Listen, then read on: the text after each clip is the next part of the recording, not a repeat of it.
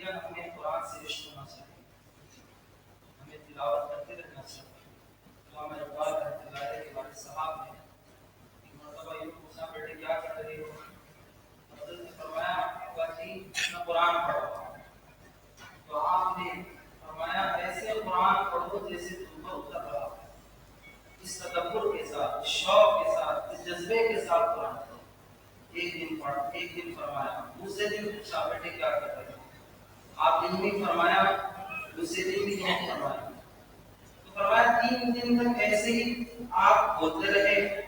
اللہ تبارک و تعالیٰ نے اس کے بعد ان کے دل میں جو قرآن کا عشق پیدا کیا، جو انوارات ان کے دل میں ڈالے، واقعی کہتے ہیں اس کے بعد اللہ تبارک و تعالیٰ نے جو اس کے انوارات تھے وہ منہ سے اس کو کھولنا شروع کیا۔ لہٰذا قرآن کو تدبر کرتے ہوئے غور کے ساتھ، طلب کے ساتھ پڑھنا چاہیے۔ رسمی طور پر یہ تلاوت نہیں کرائی جاتی ہے مجمع آرائی کے لیے لوگ جڑ جائیں، یہ بے ادبی ہے۔ دیکھیے اعلان کرنے کے بعد بھی ابھی ہمارا مجمع باہر کھڑا ہوا ہے۔ میں دوبارہ درخواست کرتا ہوں نوجوانوں سے اور ہمارے مجمع جڑنے والوں سے کہ وہ ہمارے ساتھیوں کو جو یہاں پر اجتماع میں شرکت کے لیے آئے ہوئے ہیں ان سے درخواست ہے کہ وہ مسجد کے اندرونی حصے میں انہیں جوڑیں، انہیں بھیجیں۔ پھر ہماری وحدت خالد طیب صاحب رحمۃ اللہ فرمایا کرتے تھے کہ ہمیں بے عشق توحید مقصود نہیں ہے، قبول نہیں ہے، اور بے ادبی کے ساتھ عشق بھی مقبول نہیں ہے۔ فرمایا کہ بے عشق توحید مقبول نہیں ہے، بے ادبی کے ساتھ عشق بھی مقبول نہیں ہے۔ تو ادب بھی ہو، اور پھر نبی صلی اللہ علیہ وسلم سے جیسی واحدانہ محبت ہوتی ہے ویسی محبت ہو۔ نعت کے ذریعے سے یہی کہا جاتا ہے، نعت کا جو مقصود ہے اس میں ہمارے نبی صلی اللہ علیہ وسلم کے ادب میں اضافہ ہو، تعظیم میں اضافہ ہو، تقدس میں اضافہ ہو، اس کے لیے نعت شریف گنگنایا جاتا ہے۔ اس کو نبی صلی اللہ علیہ وسلم کے شان میں نذرانہ عقیدت پیش کرنے کے لیے حافظ ریحان کو دعوت دیتا ہوں کہ وقت میں اپنے سلمان پر نعت شریف پیش کریں۔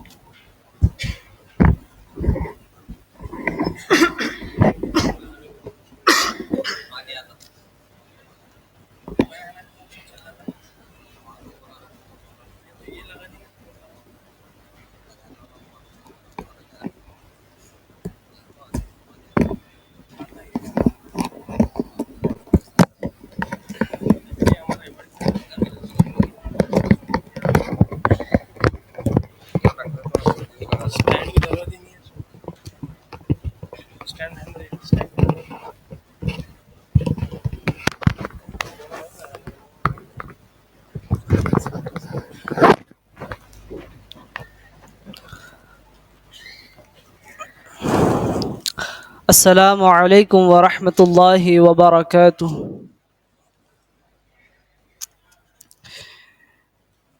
ایک مرتبہ تمام حضرات میرے ساتھ درود پاک پڑھیے۔ اللہم صل علی سیدنا و مولانا محمد۔ تمام حضرات مل کر پڑھیں۔ اللہم صل علی سیدنا و مولانا محمد۔ اللہم صل علی سیدنا و مولانا محمد۔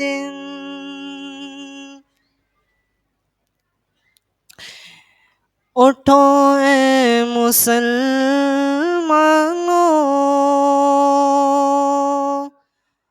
وقت آ گیا ہے کہ ختم نبوت پہ تن من لوٹا دو.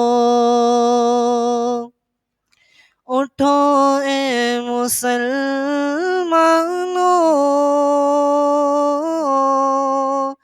وقت آ گیا ہے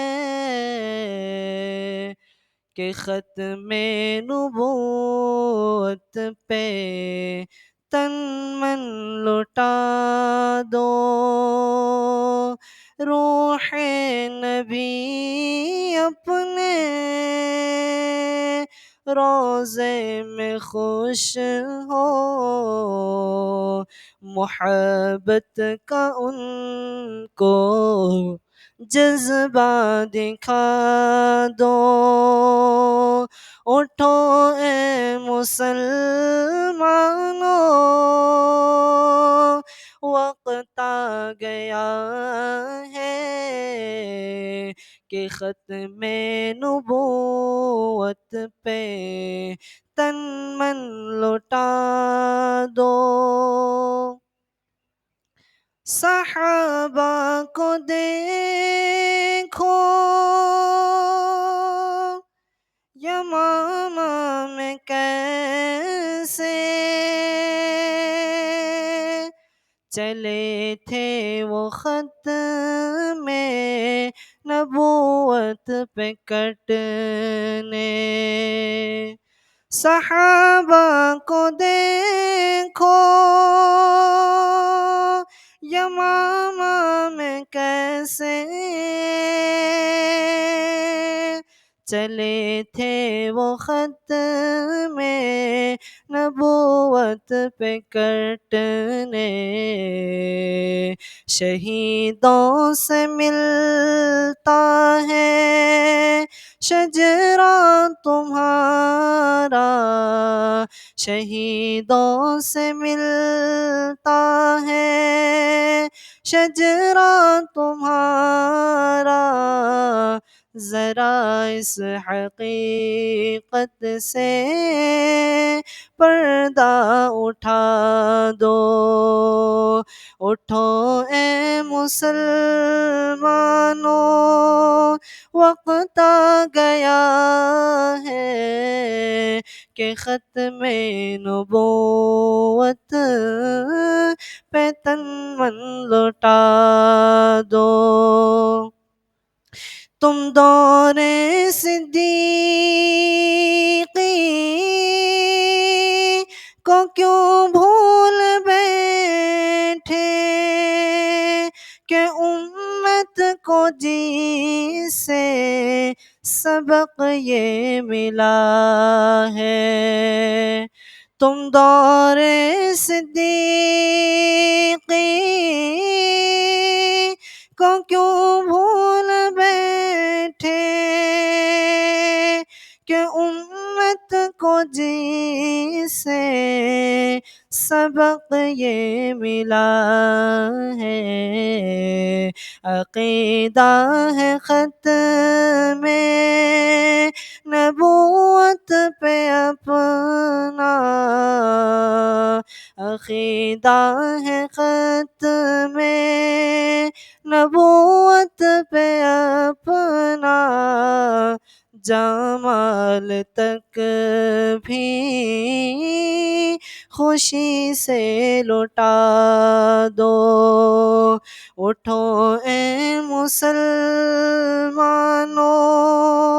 وقت آ گیا ہے کہ ختم نبوت پہ تن من لوٹا دو. جو انکار ختم نبوت کرے گا، جو انکار ختم نبوت کرے گا، وہ کافر ہے مرتد ہے اور لعنتی ہے، وہ کافر ہے مرتد ہے اور لعنتی ہے، وہ کافر ہے مرتد ہے اور لعنتی ہے۔ جو مرزا کو اپنا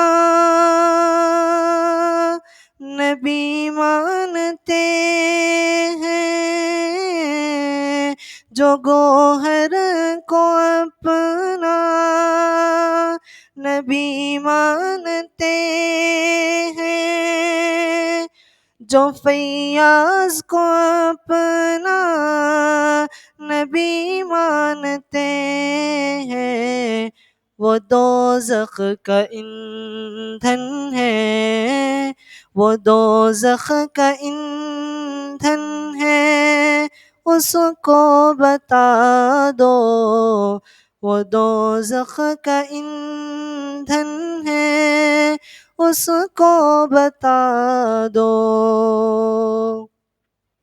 سنت پہ یارو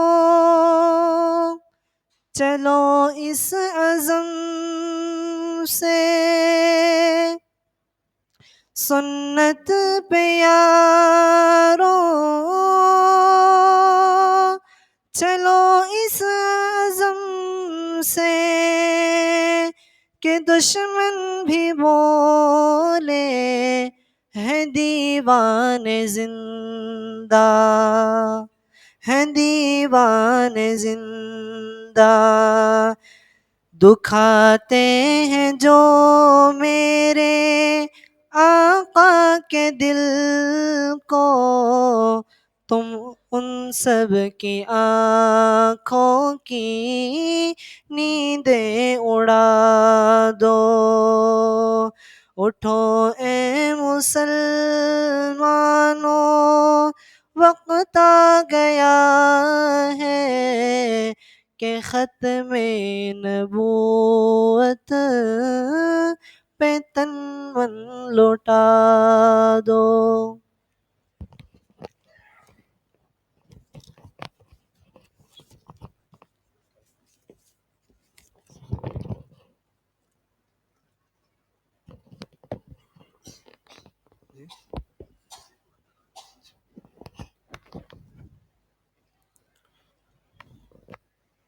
دوبارہ درخواست کی جاتی ہے، باہر جو مجمع کھڑا ہوا ہے ان سے ادباً درخواست ہے کہ وہ اندر تشریف لائیں۔ ابھی ہمارے مہمان انشاءاللہ اپنا عظیم الشان خطاب فرمائیں گے، ہم سب کو بڑے طلب کے ساتھ، توجہ کے ساتھ، فکر کے ساتھ سننا ہے۔ ایک درخواست پہلے بھی کی گئی تھی، جن حضرات کو باہر کاؤنٹر پر کاپی اور پین دیا گیا ہے وہ باتوں کو نوٹ کریں، کیونکہ عام طور پر باتیں یاد نہیں رہتی ہیں، اسی لیے ہم باتوں کو ضرور نوٹ کریں، غور سے سنیں، طلب سے سنیں۔ کچھ نیتیں، کچھ عزائم ہم لوگوں کو لے کر یہاں سے جانا ہے۔ انشاءاللہ تفصیلی خطاب تو حضرت کا ہوگا، کس طرح سے اس گوہر شاہی کے جو ہے فتنے ہیں، اپنے آپ کو رب الارباب کہتا ہے، اور اسی طرح نبیوں کے شان میں گستاخی کرتا ہے، اور ولیوں کو نماز، انبیاء کو نماز معاف ہونے کا عقیدہ رکھتا ہے، اس طرح کے اس کے کفری عقائد ہیں۔ تفصیلی روشنی تو حضرت ڈالیں گے۔ آپ حضرات سے درخواست یہ ہے کہ آپ جو یہاں پر مجلس تحفظ ختم نبوت کام کر رہی ہے، ہم اس کا ساتھ دینے والے بنیں۔ کئی علاقوں میں الحمدللہ نوجوان حرکت میں آئے، جہاں ان لوگوں کے بڑے بڑے پروگرام ہونے والے تھے، نوجوانوں کی محنتوں سے ان کے پروگرام کینسل ہو گئے۔ تو ہمیں سب سے پہلا بنیادی کام یہ کرنا ہے۔ الحمدللہ اس مجلس تحفظ ختم نبوت کے تحت چلنے والے 50 سے زائد مکاتب یہاں بیدر میں ہمارے چل رہے ہیں۔ یہ بچوں کے مکاتب تو چل رہے ہیں، ہمیں بالغان کے مکاتب چلانا ہے۔ اس میں آپ حضرات کا، نوجوانوں کا ساتھ ضروری ہے۔ آپ درخواست کیجئے اپنے ائمہ سے کہ ہم پڑھنا چاہتے ہیں، اپنے عقائد کو درست کرنا چاہتے ہیں، اپنے ایمان کا تحفظ چاہتے ہیں، کیونکہ میرے بھائیوں اگر ہمارا ایمان نہیں رہے گا تو ابد الآباد زندگی میں ہم ناکام ہو جائیں گے، جو ہمیشہ کی زندگی ہے اس میں ہم ناکام ہو جائیں گے۔ اسی لیے آپ سے یہ درخواست کی جاتی ہے کہ ہم حضرت کی باتوں کو بڑے غور کے ساتھ، بڑے طلب کے ساتھ جو ہے سنیں اور عزائم کریں کہ انشاءاللہ ہم اس مجلس کا ساتھ دیں گے. میں اب حضرت سے درخواست کرتا ہوں کہ اپنے عظیم الشان خطاب سے ہم سب کو مستفیض فرمائیں.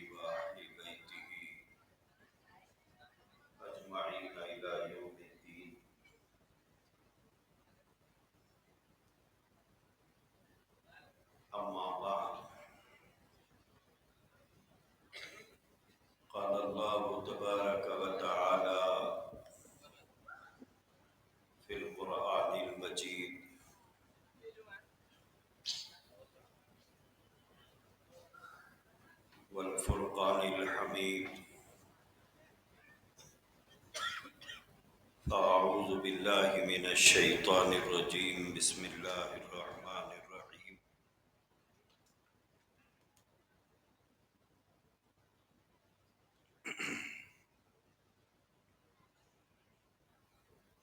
ما آتاكم الرسول فخذوه وما نهاكم عنه فانتهوا وقال الله تبارك وتعالى اليوم أكملت لكم دينكم وأتممت عليكم نعمتي ورضيت لكم الإسلام دينا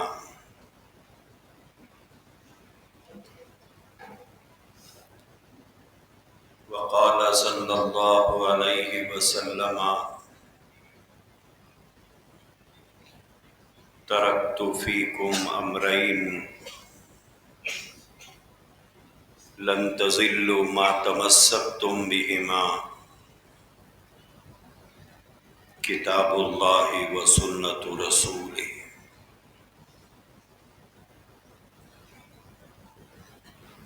أو كما قال صلى الله عليه وسلم.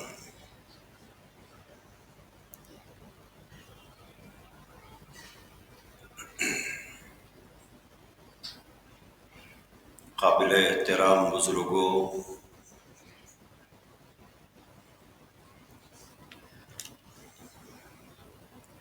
نوجوان دوستوں اور بھائیوں،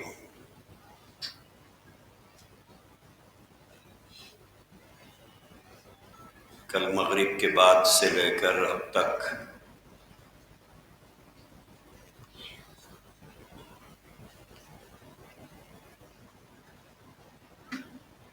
مسلمانوں کے روپ میں مسلمانوں کے درمیان میں رہ کر مسلمانوں کے عقائد کو خراب کرنے والے اور اسلام کو نقصان پہنچانے والے مختلف فتنوں کے سلسلے میں ان کے عقائد اور ان کے نظریات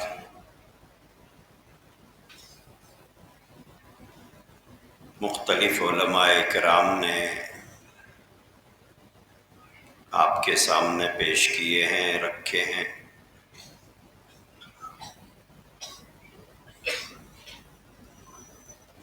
مجھے حکم ہوا ہے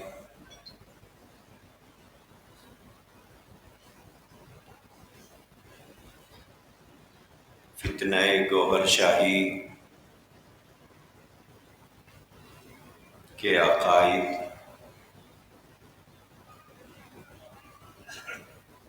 اور ان کے نظریات کو آپ حضرات کو سمجھایا جائے۔ دوستو، پہلی بات یہ ذہن میں رکھیے، یہ ورکشاپ جو ہوتا ہے یہ سننے سے زیادہ سمجھنے سے تعلق رکھتا ہے۔ جیسے عام طور پر بیانات سنتے ہیں لوگ، لیکن ورکشاپ جو ہوتا ہے یہ سنانے کے لیے نہیں، سمجھانے کے لیے ہوتا ہے کہ یہ جتنے باطل فرقے ہیں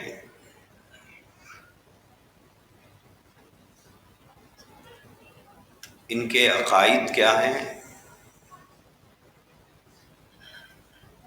اور ہمارے عقائد کیا ہیں۔ ہم جو عقیدہ رکھتے ہیں اور وہ جو عقیدہ رکھتے ہیں اس میں کیا فرق ہے؟ بس یہی بات اصل سمجھنے کی ہے۔ ہمارا جو عقیدہ ہے دوسرے کا عقیدہ ویسا ہے یا نہیں ہے؟ اگر اتنی بات سمجھانے میں کامیاب ہو جاؤں اور سمجھنے میں آپ کامیاب ہو جائیں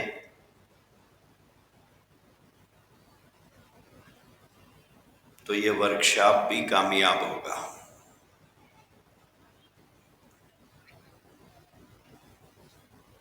اس وقت جو بات آپ کو سمجھانا ہے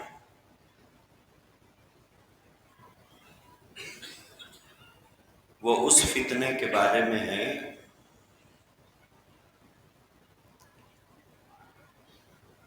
جس کا دعویٰ یہ ہے کہ وہ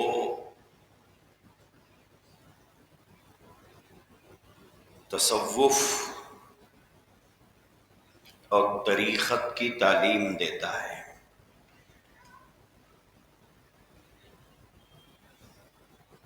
تصوف اور طریقت،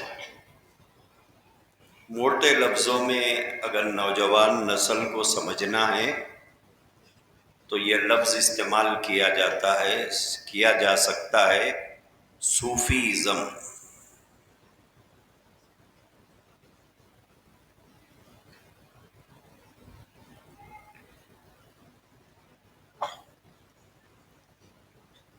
اللہ تبارک و تعالیٰ نے قرآن کریم کے اندر تزکیے کا تذکرہ فرمایا ہے۔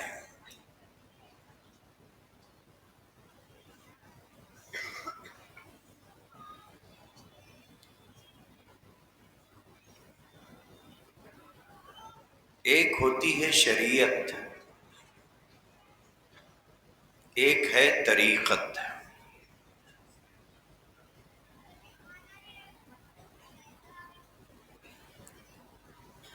یہاں سمجھنے کی بات یہ ہے، یہ طریقت شریعت کے تابع ہے یا نہیں ہے؟ کیا شریعت ایک الگ چیز ہے، طریقت ایک الگ چیز ہے؟ یہ دونوں الگ الگ چیزیں ہیں یا دونوں ایک ہی چیزیں ہیں؟ اس بات کو پوری توجہ سے سنیے، اور میں سننے والوں سے گزارش کروں گا کہ بار بار اٹھنے کا ماحول مت بنائیے اور سنجیدہ ہو کر سنیے تو بات سمجھ میں آئے گی۔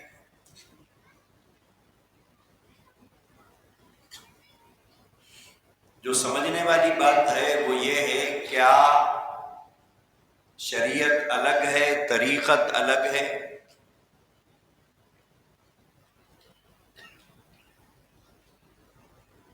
یا دونوں ایک ہی چیزیں ہیں؟ یہ پہلی بات ہے سمجھنے کی۔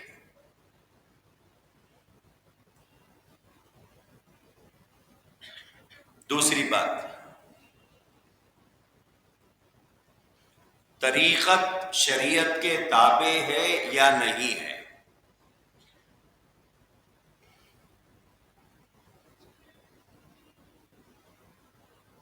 پہلی بات سمجھیے، شریعت اور طریقت، ان دونوں میں فرق کیا ہے؟ ساری گڑبڑ انہی الفاظ کو لے کر ہو رہی ہے۔ بہت سے لوگ کہتے ہیں کہ ہم اہل طریقت ہیں،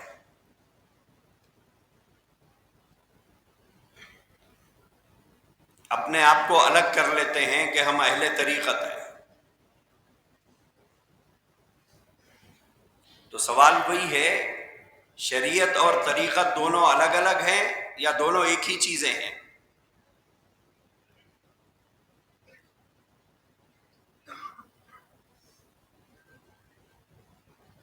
مثال سے سمجھیے، شریعت ایک راستہ ہے اللہ تک پہنچنے کا۔ شریعت کا مطلب کیا ہے؟ موٹے لفظوں میں اللہ تک پہنچنے کا ایک راستہ ہے۔ नमाज, रोज़ा, ज़कात, हज, सदका, खैरात, ज़िक्र, तिलावत, तहज्जुद, नवाफिल, ये सब हम क्यों करते हैं? अल्लाह का हुक्म है।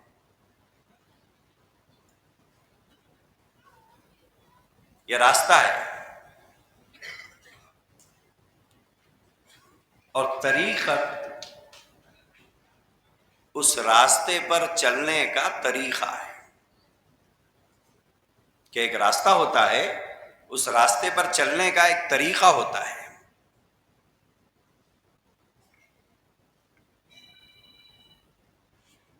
तो दोनों एक है या अलग अलग है?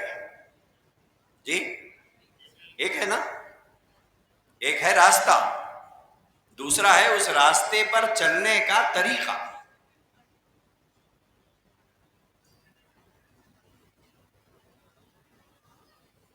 ये पहली बात है। दोनों चीजें अलग अलग नहीं है, दोनों एक ही चीजें हैं। एक है रास्ता और दूसरा है उस रास्ते पर चलने का तरीका क्या है। ये पहली बात है। दूसरी बात समझने की ये है,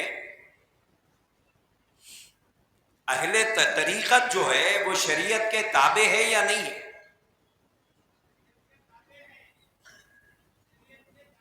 जी हाँ।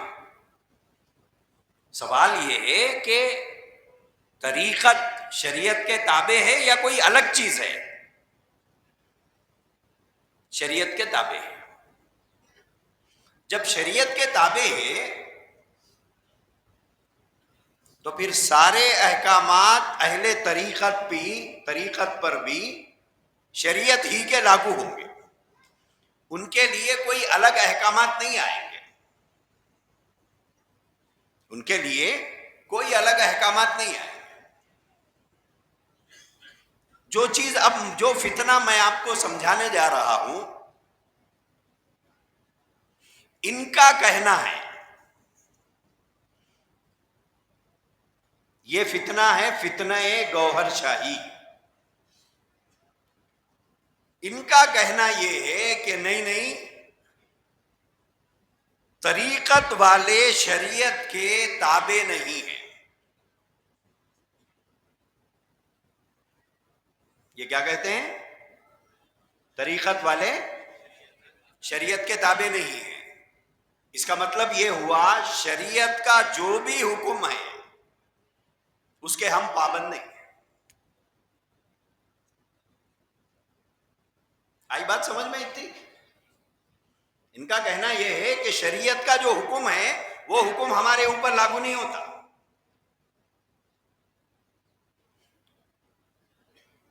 शरीयत के कोई हुक्म के हम पाबंद नहीं है। ना नमाज का हुक्म हमारे लिए है, ना रोजे का हुक्म हमारे लिए है, ना हज का हुक्म हमारे लिए है। बोले हम पाबंद नहीं है इसके। फिर इसके पाबंद कौन है? तो कहते हैं जो अहले शरीयत हैं वो पाबंद है। आप कौन हैं? तो कहते हैं हम अहले तरीक़त हैं। हम अहले तरीक़त हैं। अहले तरीक़त होने की वजह से हमारे ऊपर इसमें से कोई पाबंदी नहीं है।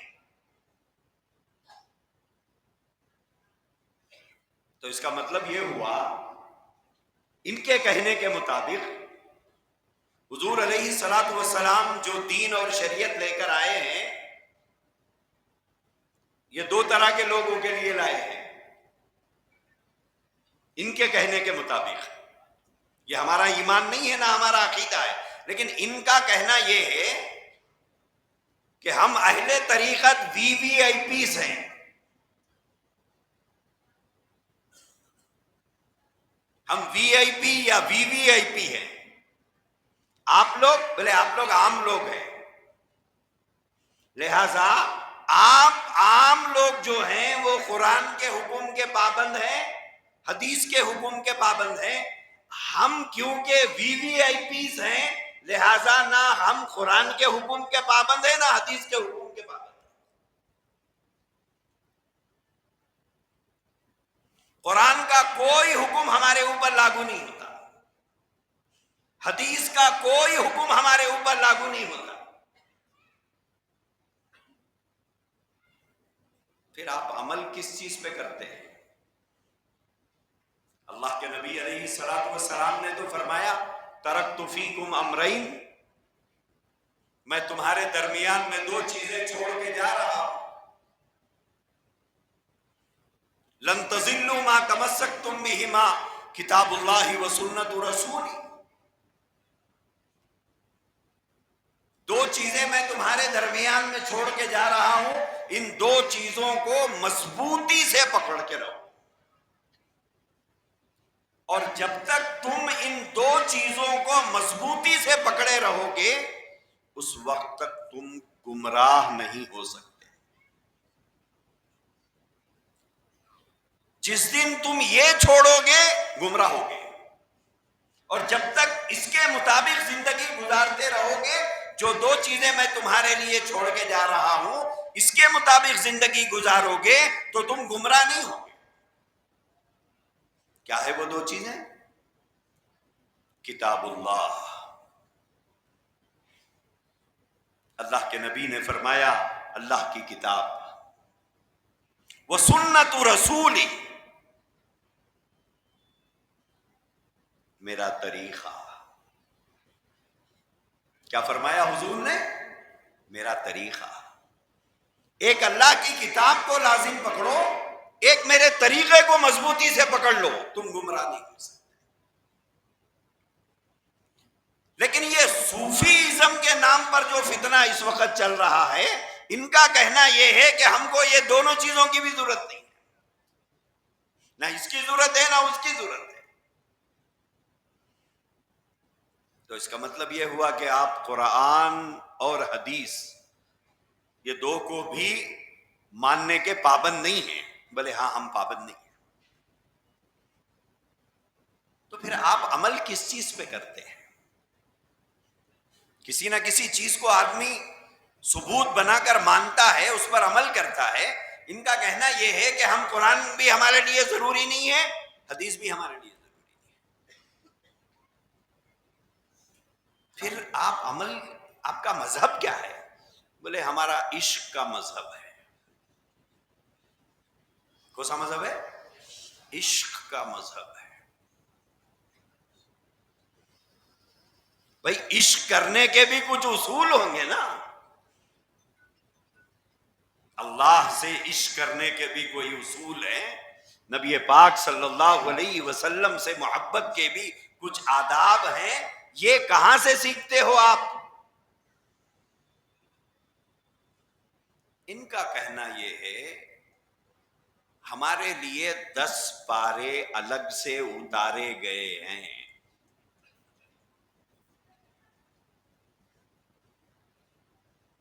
ہمارے لیے 10 پارے الگ سے اتارے گئے ہیں، لیکن وہ 10 پارے محمد الرسول اللہ پر نہیں اترے۔ دوستو غور سے سننا، وہ 10 پارے محمد الرسول اللہ پر نہیں اترے، تو کس کے اوپر اترے ہیں بھائی؟ یہیں سے ان کا اور ہمارا راستہ الگ الگ ہو جاتا ہے، ہوتا ہے نہیں ہوتا ہے؟ ہم اس قرآن کو مانتے ہیں، اس کتاب کو مانتے ہیں جو محمد رسول اللہ پر اترا ہے۔ ان کا کہنا یہ ہے کہ وہ جو ہم اس 30 پاروں کو ماننے کے پابند نہیں ہیں، کیونکہ ہم اسپیشل لوگ ہیں، ہم وی آئی پی لوگ ہیں، ہم وی وی آئی پی لوگ ہیں، ہم خاصان خدا ہیں، ہم عام لوگوں کے احکامات ہمارے اوپر لاگو نہیں ہوتے۔ نماز کا حکم ہمارے اوپر نہیں ہے، روزے کا حکم ہمارے لیے نہیں ہے، زکوٰۃ کا حکم ہمارے لیے نہیں ہے، حج کا حکم ہمارے لیے نہیں ہے۔ کیوں؟ بولے یہ عام لوگوں کے لیے ہے۔ آپ بولے ہم خاصان خدا ہیں، ہمارے لیے الگ احکامات ہیں۔ وہ الگ احکامات کیسے دیے گئے؟ بولے وہ 10 پارے الگ ہیں، لیکن وہ 10 پارے محمد رسول اللہ پر نازل نہیں ہوئے،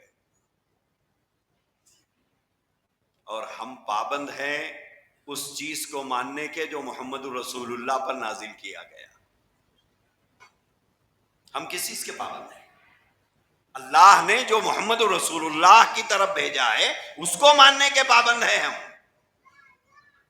اور انہوں نے صاف کہہ دیا کہ 10 پارے وہ محمد رسول اللہ پر نہیں آئے، نہ وہ جبرائیل لے کر آئے، نہ انہوں نے لا کر محمد رسول اللہ کو دیا، نہ سنایا.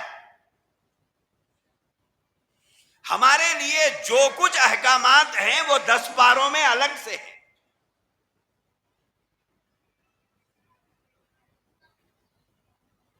یہاں سے ان کا اور ہمارا راستہ بالکل الگ الگ ہو گیا. ہوا نہیں ہوا؟ بولو ہوا یا نہیں ہوا؟ ان کا ہمارا راستہ الگ الگ ہو گیا کہ ہم اس قرآن کو مانیں گے جو محمد رسول اللہ صلی اللہ علیہ وسلم کے پاس آیا، بذریعہ جبرائیل آیا. اسی کے نزول کا قرآن میں جگہ جگہ تذکرہ ہے. اور وہ پارے کتنے ہیں؟ 30 ہیں. لیکن ان کا کہنا یہ ہے کہ قرآن کے پارے 40 ہیں. یہی عقیدہ شیعوں کا بھی ہے. جو شیعہ حضرات ہیں ان کا بھی یہی ماننا ہے کہ قرآن کے 40 پارے ہیں. بولے یہ جو 30 پارے ہیں یہ الگ ہیں، 10 پارے اور ہیں. لیکن ان کے 10 پارے، ان کے 10 پارے، یہ دونوں الگ الگ ہیں. پھر ہمارے 30 پارے تو بالکل سیف ہیں. لیکن ان کا جو کہنا ہے کہ یہ گوہر شاہی کے فتنے والے جو کہتے ہیں کہ 10 پارے الگ سے آئے ہیں، وہ آسان خدا کے لیے. شیعہ حضرات بھی یہ کہتے ہیں کہ قرآن کے 40 پارے ہیں، 30 پارے تو وہ ہیں جو ہمارے پاس ہیں. پھر 10 پارے، بولے ہاں 10 پارے اور ہیں. لیکن ان کے 10 پاروں میں جو ہے، ان کے 10 پاروں میں وہ بات لکھی ہوئی نہیں ہے. ان کے 10 پاروں میں الگ بات ہے، ان کے 10 پاروں میں الگ بات ہے. آگے بات سمجھ میں؟ شیعوں کے 10 پاروں میں کیا ہے؟ شیعوں کے 10 پارے میں کیا ہے تو شیعہ کہتے ہیں اہل بیت اطہار کے فضائل لکھے ہوئے ہیں. بولے سنیوں نے چرا لیے ہیں قرآن میں سے. یہ اہل بیت اطہار کے فضائل ہیں. حضرت علی رضی اللہ عنہ، حضرت فاطمہ رضی اللہ تعالی عنہا، حضرت حسن، حضرت حسین رضی اللہ تعالی عنہما، ان کے فضائل ہیں. بولے پھر وہ کہاں ہیں 10 پارے؟ دکھاؤ تو صحیح ہم کو. پڑھے نہیں تو نہیں، ہم دیکھنا تو چاہتے ہیں. بولے نہیں وہ 10 پارے بولے مہدی کے پاس ہے.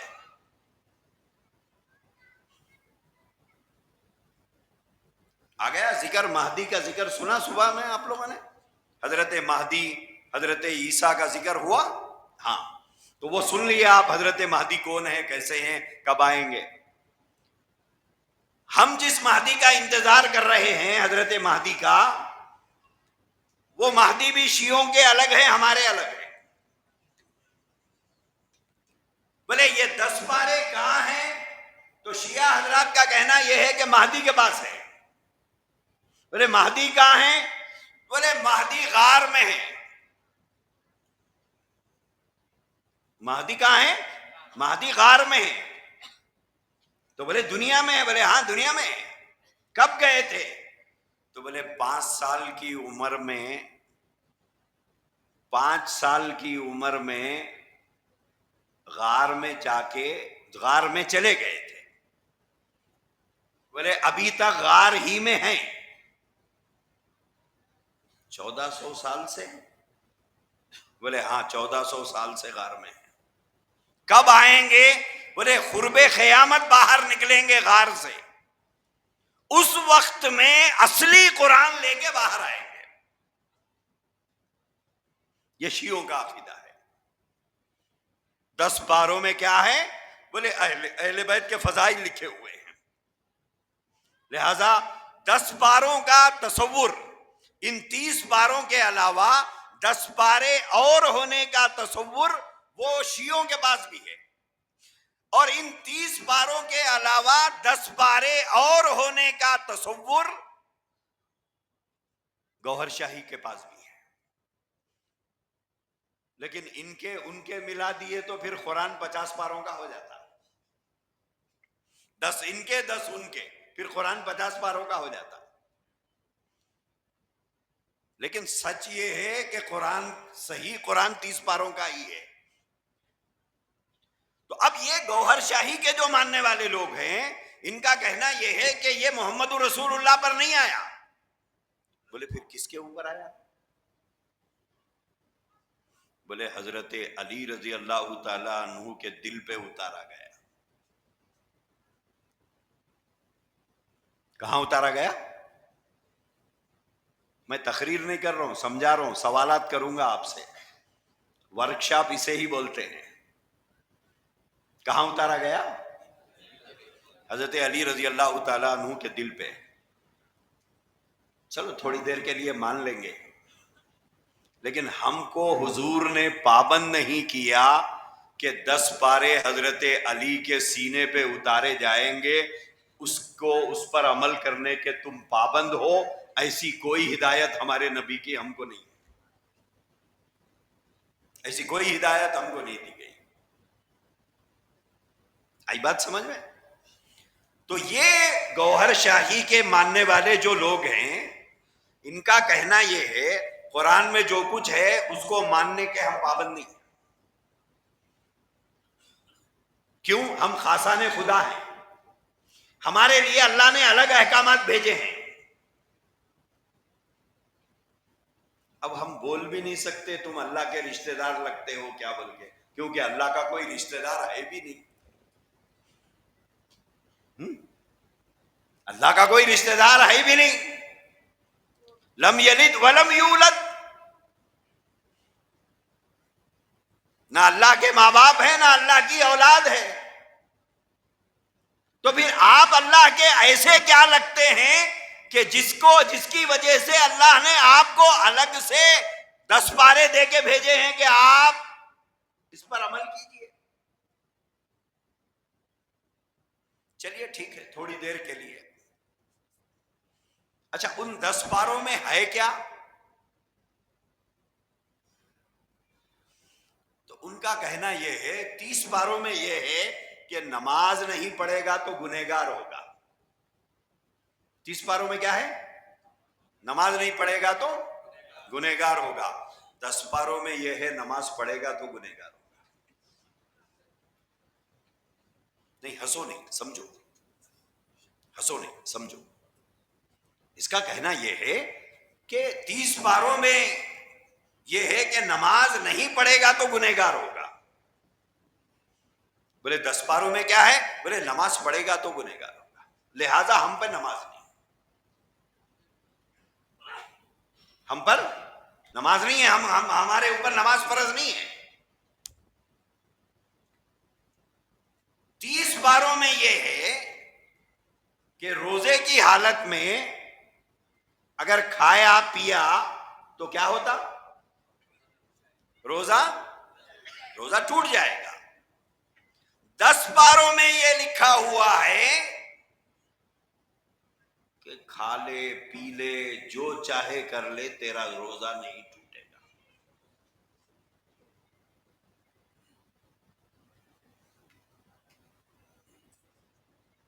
تیسری بات،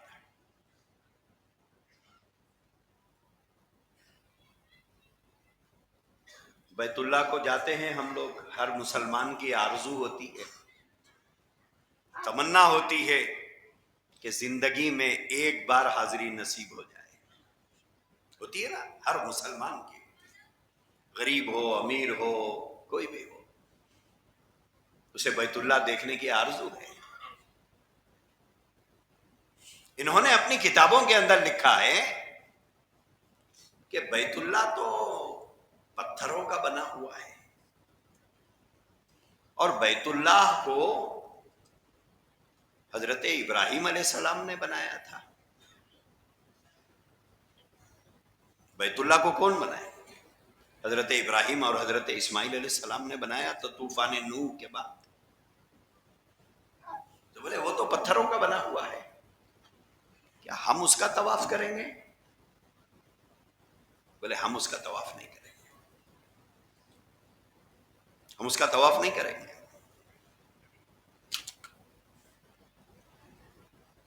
کیوں؟ بولے ہم کو اللہ نے بنایا ہے، اس کو ابراہیم نے بنایا ہے. ہم کو تو اللہ نے بنایا ہے، ان کو تو ابراہیم نے بنایا ہے.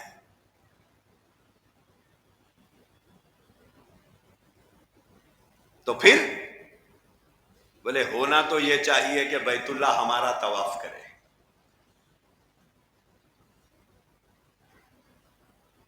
اور یہ کوئی ہوائی باتیں نہیں کر رہا ہوں میں، آپ کو ثبوت چاہیے تو بعد میں پوچھ لینا.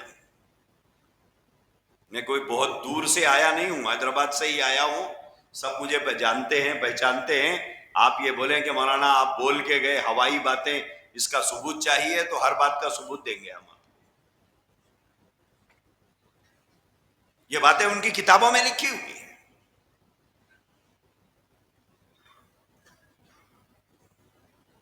یہاں تک بات سمجھ میں آ گئی؟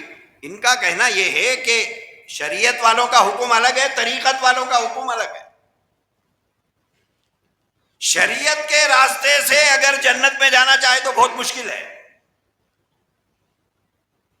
اگر طریقت کے راستے سے جنت میں جانا چاہتے ہو تو ہمارے ساتھ آؤ، شارٹ اینڈ سویٹ راستے سے ہم لے جا کے جنت میں پہنچا دیں گے آپ کو.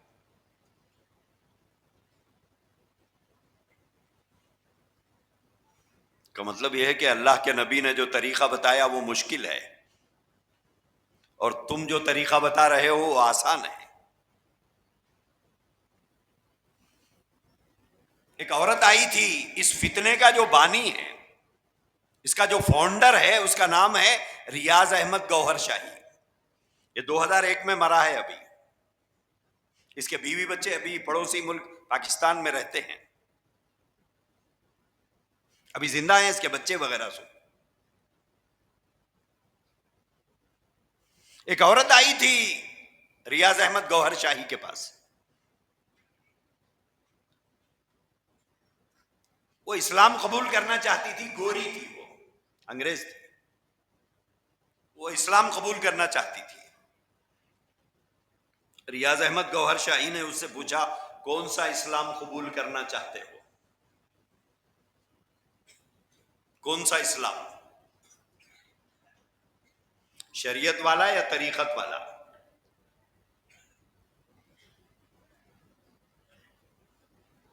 اب اس کو کیا معلوم، اس کو کیا معلوم، نہ شریعت جانتی نہ طریقت جانتی. تو پھر اس نے اسے سمجھایا مثال سے.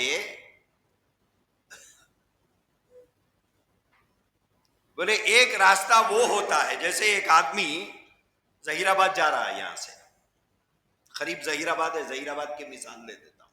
ظہیر آباد سے ایک آدمی حیدرآباد جا رہا ہے، راستے میں ظہیر آباد پڑتا. ظہیر آباد پار کرنے کے دو راستے ہیں، ایک ہائی وے ہے اور ایک برج کے نیچے سے نکل کے ظہیر آباد میں اندر جا کے پورے بازار میں سے ہوتے ہوئے پھر ہائی وے پہ چڑھنا. ایک ہے ہائی وے سے سیدھا چلے جانا، دو راستے ہیں. اس نے کہا کہ دیکھو اگر شریعت کے راستے سے جنت میں جانا چاہتے ہو تو اس میں پابندیاں بہت ہیں.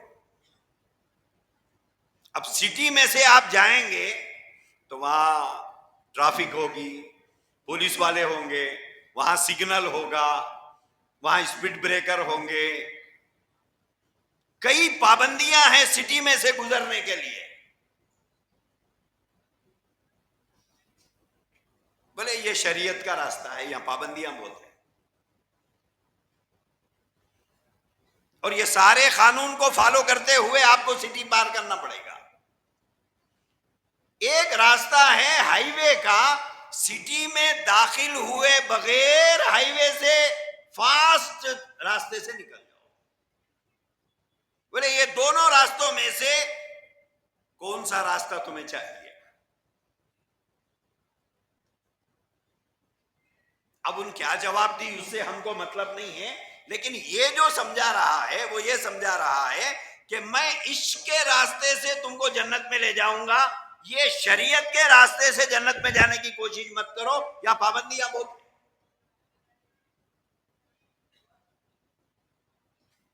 اس میں پابندیاں بہت ہیں۔ تو دوستو، سمجھنے والی جو بات ہے وہ یہ ہے کہ یہ جو لوگ ہیں ان کا کہنا یہ ہے کہ ہم شریعت کے پابند نہیں ہیں، نہ نماز کے پابند ہم ہیں، نہ روزے کے پابند ہیں، نہ زکوٰۃ دینے کے پابند ہیں، نہ حج کرنے کے پابند، ہم پابند نہیں ہیں، ہماری مرضی پڑھے تو پڑھتے، نہیں تو نہیں پڑھتے، لیکن ہمارے اوپر نماز فرض نہیں ہے، روزہ ہم ویسا نہیں رکھیں گے جیسے عام مسلمان رکھتے ہیں، حج ویسا نہیں کریں گے جیسے عام مسلمان حج کرتے ہیں۔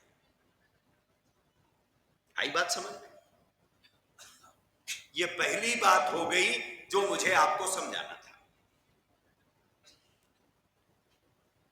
یہ سمجھایا کیوں جا رہا ہے؟ ہمارے بہت سے بزرگ حضرات بھی، ہمارے گھروں کی خواتین بھی، اور ہمارے نوجوان بچے بھی چھوٹے چھوٹے بیانات سننے کے عادی ہو گئے، جس کو شارٹ کلپ بولتے ہیں۔ بیان بھی آج کل لوگوں کو چھوٹا ہونا، ذرا لمبا دکھے تو ارے مول صاحب بہت بول رہے ہیں بلکہ بازو ہٹا دیتے، شارٹ کلپس چاہیے، شارٹ کلپ۔ تو اسی فتنے کو وہ ریاض احمد گوہر شاہی تو مر گیا، 2001 میں مر گیا، لیکن اس وقت اس فتنے کو کی تبلیغ کرنے والا جو آدمی ہے اس کا نام ہے یونس گوہر شاہی، یونس الگوہر۔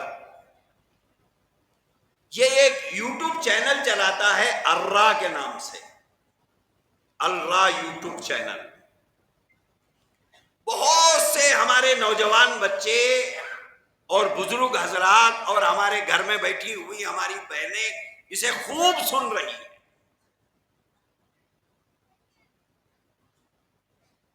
سننے کی وجہ کیا ہے؟ بولے سننے کی وجہ یہ ہے کہ ان کی باتیں بڑی اچھی دکھتی ہیں۔ اب ان کی باتوں میں وہ باتیں پیش کی جاتی ہیں جو بالکل 1 منٹ 1.5 منٹ کی ہوتی ہے، اس میں یہ عقیدوں کی کوئی بات سامنے نہیں لاتے، عام طور پر لوگوں کو سمجھ میں آنے والی یا پسند آنے والی چند باتیں لا کر پیش کر دیتے ہیں جو بظاہر دیکھنے میں اچھی دکھتی ہے، تو ہم بھی سن رہے ہیں اور اسے لے جا کر دوسروں کو فارورڈ بھی کر رہے ہیں۔ معلومات کی کمی کی وجہ سے ہم وہ غلطی کو پکڑ نہیں پا رہے ہیں کہ یہ آدمی صحیح بول رہا ہے یا غلط بول رہا ہے،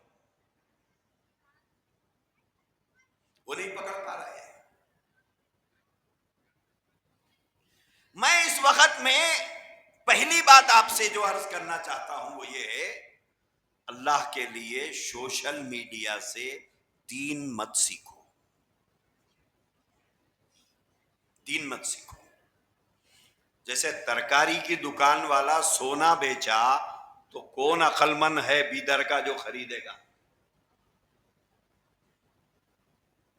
اگر لوہار کی دکان پر سونا رکھا ہوا ہے تو کون سمجھدار آدمی ہے جو جا کے وہاں سے خریدے گا؟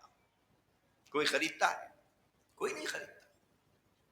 بھائی دین علماء سے سیکھو، آپ کے شہر میں علماء ہیں، آپ کے شہر میں مفتیان اکرام ہیں، آپ کے شہر میں مدرسے ہیں، ان سے جا کے دین سیکھو۔ دین ہم لوگ سیکھ رہے ہیں یوٹیوب سے، سرچ کر رہے ہیں یوٹیوب پر اور سن رہے ہیں۔ کیوں سن رہے ہیں؟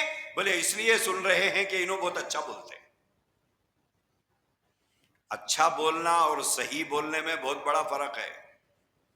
بہت سے لوگ ہیں جھوٹ بہت اچھا بولتے ہیں، اتنا اچھا بولتے کہ انہوں صحیح اتنا اچھا نہیں بول سکتے جتنا جھوٹ اچھا بولتے۔ کتنے لوگ ہیں جو ہم لوگوں کو پھرا کے پیسے لے لے کے چلے جاتے، سکھ کی صورت کر لے کے، پریشان حال اپنے آپ کو بتا کے ہمارے جیب سے پیسے نکلوا کے لے کے چلے جاتے، اور اس کے بعد انہوں منگنے آئے تھے ہمارے پاس، اس کے بعد ہم منگکھو بننا پڑتا ان کے پاس. اتنا سلیقے سے جھوٹ بولتے ہیں. تو دوستو یہ بات یاد رکھو، اچھا بولنے کا مطلب یہ نہیں ہے کہ صحیح بول رہے ہیں. صحیح بولنا اور چیز ہے، اچھا بولنا اور چیز ہے. تو یہ بہت سے لوگ جو سوشل میڈیا سے دین سیکھ رہے ہیں، وہ اس لیے ان کو سن رہے ہیں کیونکہ اچھا بولتے ہیں. اچھا تو غامدی صاحب بھی بولتے ہیں، انجینئر علی مرزا بھی اچھا بولتا ہے. کیا بولیں گے؟ وہ صحیح بولتے ہیں، وہ صحیح بولتے ہیں. جو صحابہ کو گالیاں دیتا ہے، کیا وہ صحیح بولنے والا ہے؟ غامدی حدیث کا انکار کرتا ہے، کیا وہ یہ مطلب ہے کہ وہ صحیح بولتا ہے؟ اگر آپ کو سوشل میڈیا پر آنے والے بیانات اچھے لگتے ہوں، میں یہ نہیں کہتا کہ بالکل نہیں سنو، لیکن ایک مرتبہ آپ اپنے شہر کے کسی عالم سے کنفرم کرا لو کہ ان کو سننا چاہیے یا نہیں سننا چاہیے. یہ بیان اچھا لگتا ہے، یہ بیان ان کا سنوں یا نہ سنوں. شہر میں مدرسے ہیں، شہر میں علماء ہیں، شہر میں مفتیان اکرام ہیں، ان سے پوچھ لو کہ بھئی یہ سننا ہے نہیں سننا ہے. اگر وہ بولے سننا ہے، شوق سے سنو. اگر وہ بولے کہ نہیں صاحب ان کی فکر ٹھیک نہیں ہے، ان کا عقیدہ ٹھیک نہیں ہے، تو پھر اس صورت میں تو نہیں سننا چاہیے، اس صورت میں نہیں سننا چاہیے. جیسے ایک آدمی کو ڈاکٹر کہے کہ صاحب آپ کو وال پورے بلاک ہو گئے ہیں، آپ کو اوپن ہارٹ سرجری کرانا پڑتا، تو فوراً بیدر والے بولتے نہیں حیدرآباد جا کے بتا لیں گے. کہیں کو صاحب بیدر کے ڈاکٹر حجام ہے کیا؟ حجام ہے کیا؟ یہ لوگ پڑھے لکھے نہیں ہیں کیا؟ بولے ہے مگر اتنے بڑے نہیں ہیں. ارے صاحب آپ کے بابا کا علاج انہوں کرتے تھے، آپ کا علاج انہوں کر رہے ہیں، اب تک بچوں کا علاج انہوں کر رہے ہیں آپ کے، لیکن اس کے باوجود ہم ان پر بھروسہ نہیں کریں گے، اعتماد نہیں کریں گے. بولے نہیں صاحب حیدرآباد چلو. وہاں جا کر دو چار ڈاکٹر سب ایک ہی بات بولے تو تب یقین آتا ہے کہ نہیں وہ بیدر والے صاحب جو بولے وہ صحیح تھا بولے. تو جیسے اپنی صحت کے معاملے میں ہم چوکنا رہتے ہیں، ایک سے چار لوگوں سے کنفرم کرا لیتے ہیں کہ یہ جو بولے صحیح بولے یا نہیں بولے،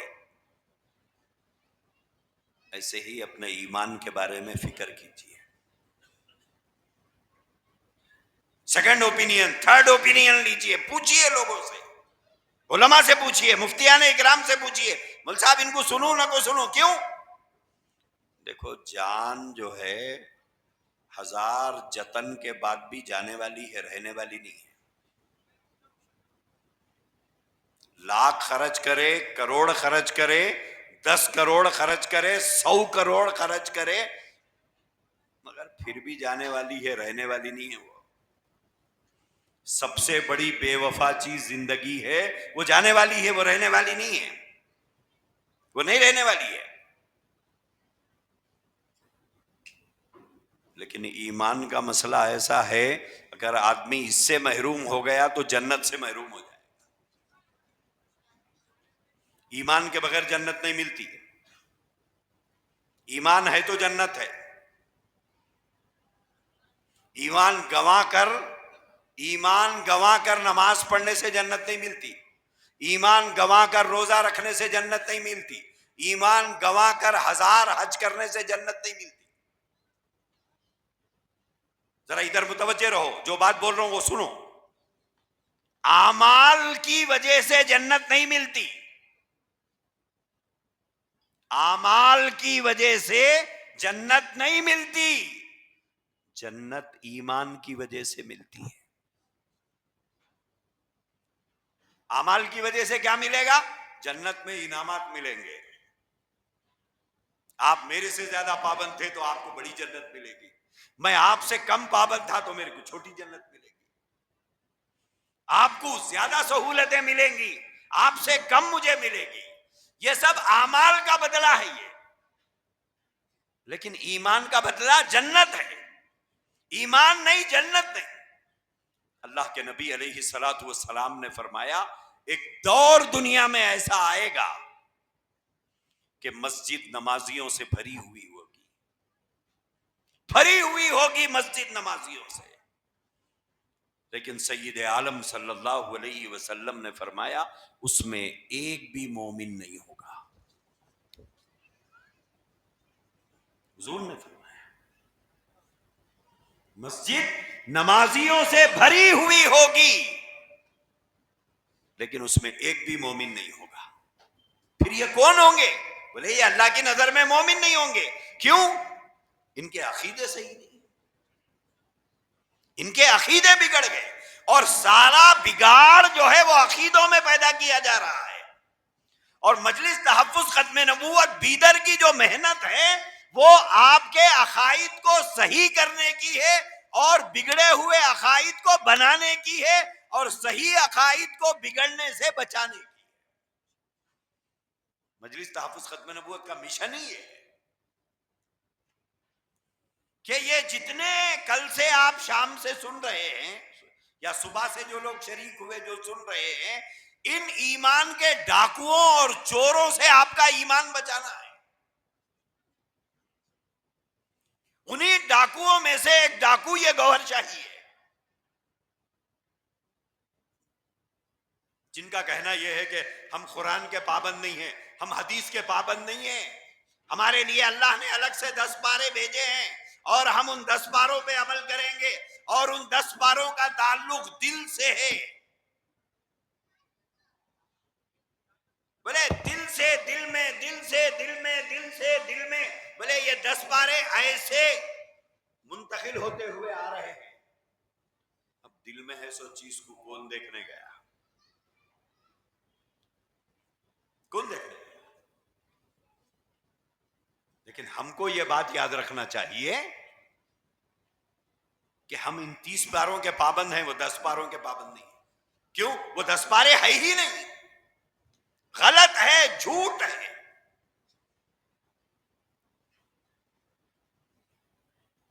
تو ان کا کہنا یہ ہے کہ شریعت پر چلیں گے تو بہت پابندیاں ہیں، نماز پڑھو، روزہ رکھو، زکوٰۃ دو، حج کرو، جھوٹ مت بولو، دھوکہ مت دو، بدرگاہی مت کرو، زنا مت کرو، چوری مت کرو، بولے بہت پابندیاں ہیں۔ بولے ہمارے ساتھ آ جاؤ، ہم آپ کو بائی پاس روڈ سے جنت میں لے جائیں گے۔ شریعت سے جاؤ گے تو سٹی پار کرنے میں جتنی تکلیف ہوتی ہے، بولے وہ تکلیف سے آپ بچ جاؤ گے۔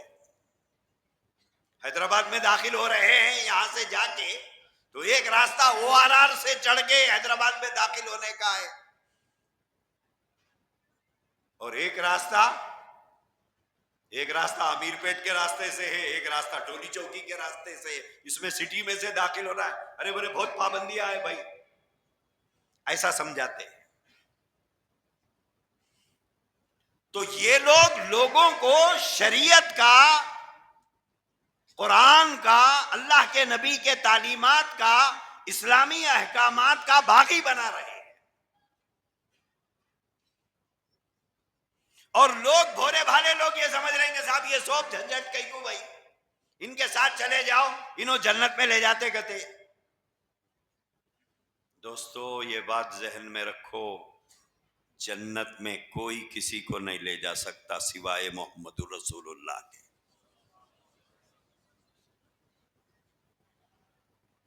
کوئی کسی کو جنت میں نہیں لے جا سکتا۔ قرآن میں ہے، آیت الکرسی کس کس کو یاد ہے؟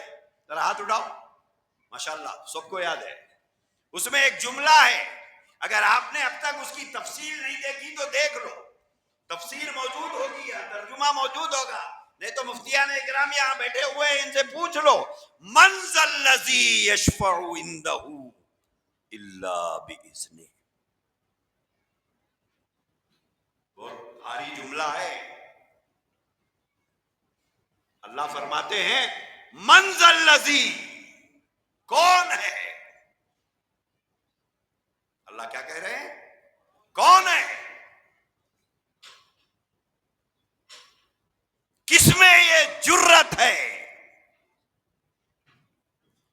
میں یہ ہمت ہے، آ کر ہمارے سامنے سفارش کرے کسی کی. کیا کہتے ہیں اللہ؟ کون ہے جو آ کر ہمارے سامنے کہے کہ سفارش کرے؟ کون ہے؟ الا باذنی، جب تک ہم اسے اجازت نہ دیں، جب تک ہم پرمیشن نہ دیں، ہم اجازت نہ دیں، کون ہے جو آ کر ہمارے سامنے کھڑے ہو کر سفارش کرے؟ سیدنا ابراہیم علیہ السلام، جن کے بارے میں اللہ کے نبی نے فرمایا الکریم ابن الکریم ابن الکریم ابن الکریم، یوسف ابن یعقوب ابن اسحاق ابن ابراہیم.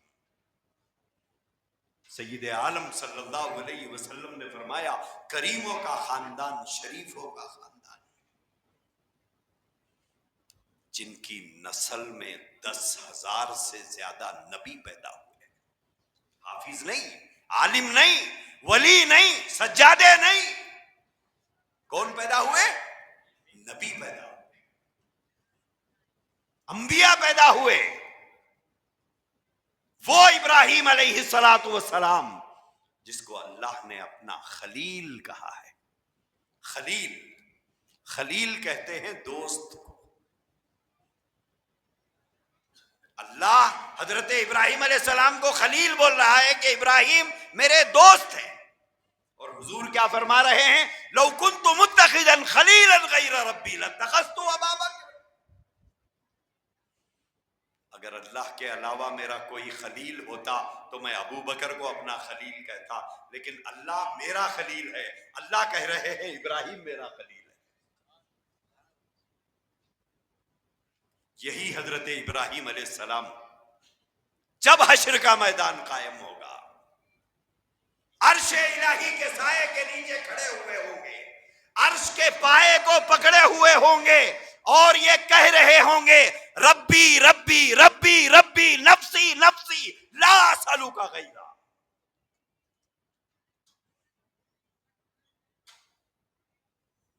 اے اللہ میرا مسئلہ حل کر دے، میرا مسئلہ حل کر دے. آج میں اپنے علاوہ کسی اور کے لیے سوال نہیں کروں گا، میرا مسئلہ حل کر دے.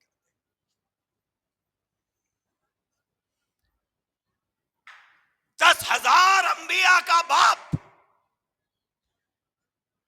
انبیاء بنی اسرائیل کے جد امجد،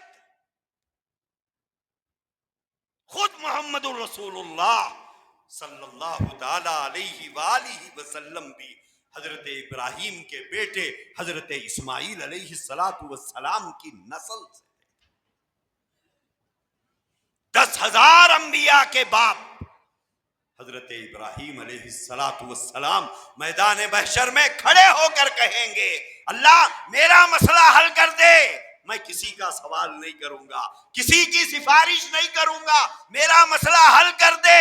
حضرت ابراہیم میدان محشر میں یہ کہہ رہے ہیں یہ پیر فقیر کی کیا حیثیت ہے جو ہم کو دھوکہ دیتے ہیں، آؤ ہمارے ساتھ ہم جنت میں لے جائیں گے. جنت تمہارے باپ کی بنائی ہوئی ہے.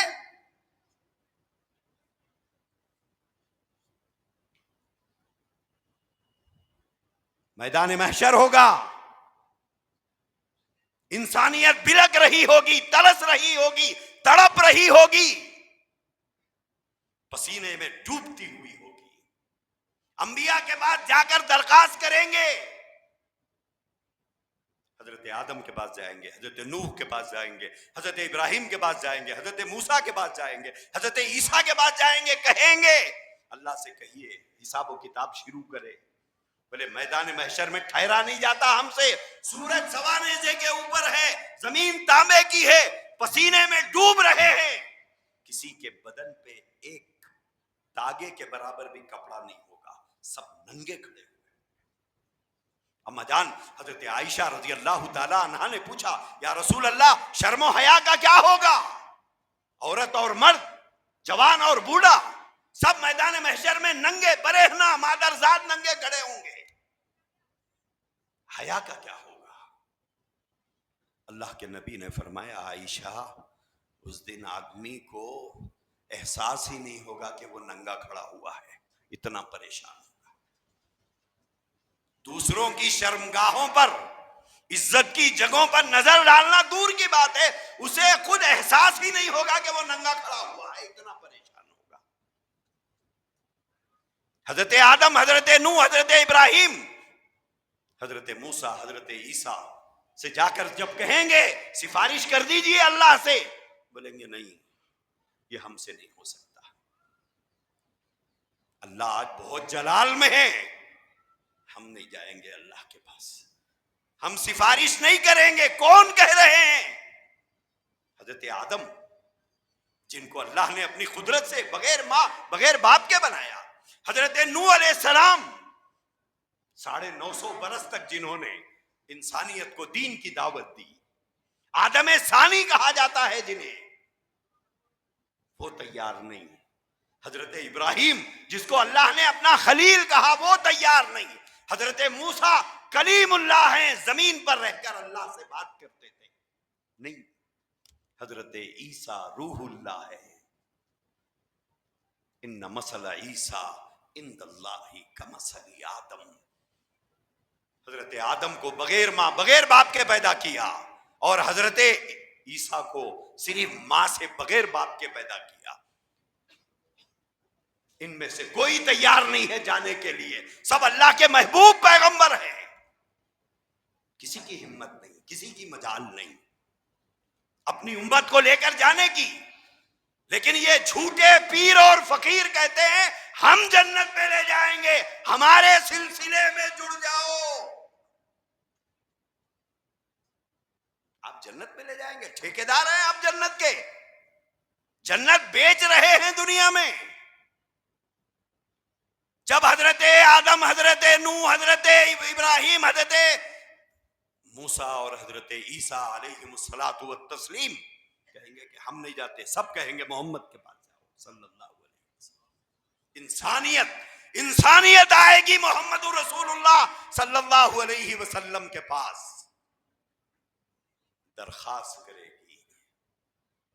درخواست کرے گی یا رسول اللہ سفارش کر دیجئے. اللہ کے نبی نے فرمایا ہر نبی کو ایک دعا اللہ نے دی تھی، مانگ لو جو مانگنا ہے. ہر نبی نے اس دعا کو استعمال کر لیا، میں نے بچا کے رکھا. کیا کہا؟ میں نے بچا کے رکھا. جب یہ انسانیت اللہ کے نبی کے پاس جائے گی اور جا کر کہے گی تو حضور فرمائیں گے ہاں میں سفارش کروں گا. اس کے بعد کیا ڈائریکٹ ہم سب کو لے کے حضور اللہ کے پاس جائیں گے؟ بولے آؤ آؤ، میں امام الانبیاء ہوں، میں سید الانبیاء ہوں، میں سردار انبیاء ہوں، میں سردار انبیاء ہوں، میں اولاد آدم کا سردار ہوں، آؤ میں تم سب کی سفارش کروں گا. کیا سب کو لے کے حضور جائیں گے؟ بولے نہیں جائیں گے. پھر کیا کریں گے؟ اللہ کے نبی نے فرمایا میں سجدہ کروں گا اللہ کو. کیا کریں گے؟ سجدے میں گر جائیں گے اللہ کے نبی. اور ہمارا پیر فقیر بولتا ہے کہ میں جنت میں لے جاؤں گا، آؤ. وہاں نبی ہمت نہیں کریں گے. اللہ فرما رہے منزل لذی، کون ہے ہمارے دربار میں آ کے سفارش کرے گا ہماری اجازت کے بغیر؟ نہیں صاحب، بادشاہوں کا دربار نہیں ہے، ایم ایل اے کی کوٹھی نہیں ہے، کونسلر کا گھر نہیں ہے. جس کے دروازے پر بادشاہ بھی فقیر ہے، اس بادشاہ کا گھر ہے، اس کا دربار ہے. اللہ کے نبی فرماتے ہیں میں سجدے میں گروں گا اور اتنا لمبا سجدہ کروں گا، اتنا لمبا سجدہ کروں گا، 7 دن 8 راتوں کے بقدر لمبا سجدہ. کتنا بھائی؟ 7 راتیں 8 دن کے بقدر لمبا سجدہ کروں گا. کس چیز کے لیے؟ ہماری سفارش کی اجازت لینے کے لیے. اس کے بعد اللہ کی طرف سے حکم آئے گا ارفع راسک یا محمد. اللہ کی طرف سے پیغام آئے گا ارفع راسک یا محمد. اے محمد صلی اللہ علیہ وسلم اٹھاؤ اپنے سر کو سجدے سے. سل مانگو تو عطا کروں گا. کیا چاہتے ہو؟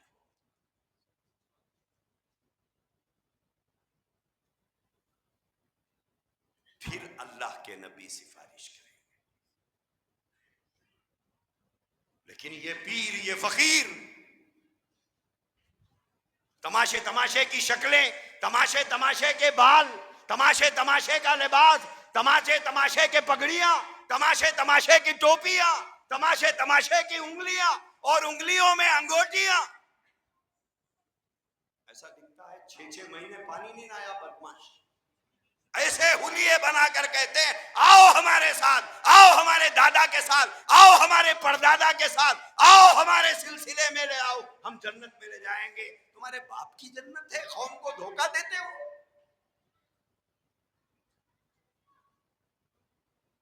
انہی دھوکے بازوں میں سب سے بڑا دھوکے باز یونس الگوہر ہے.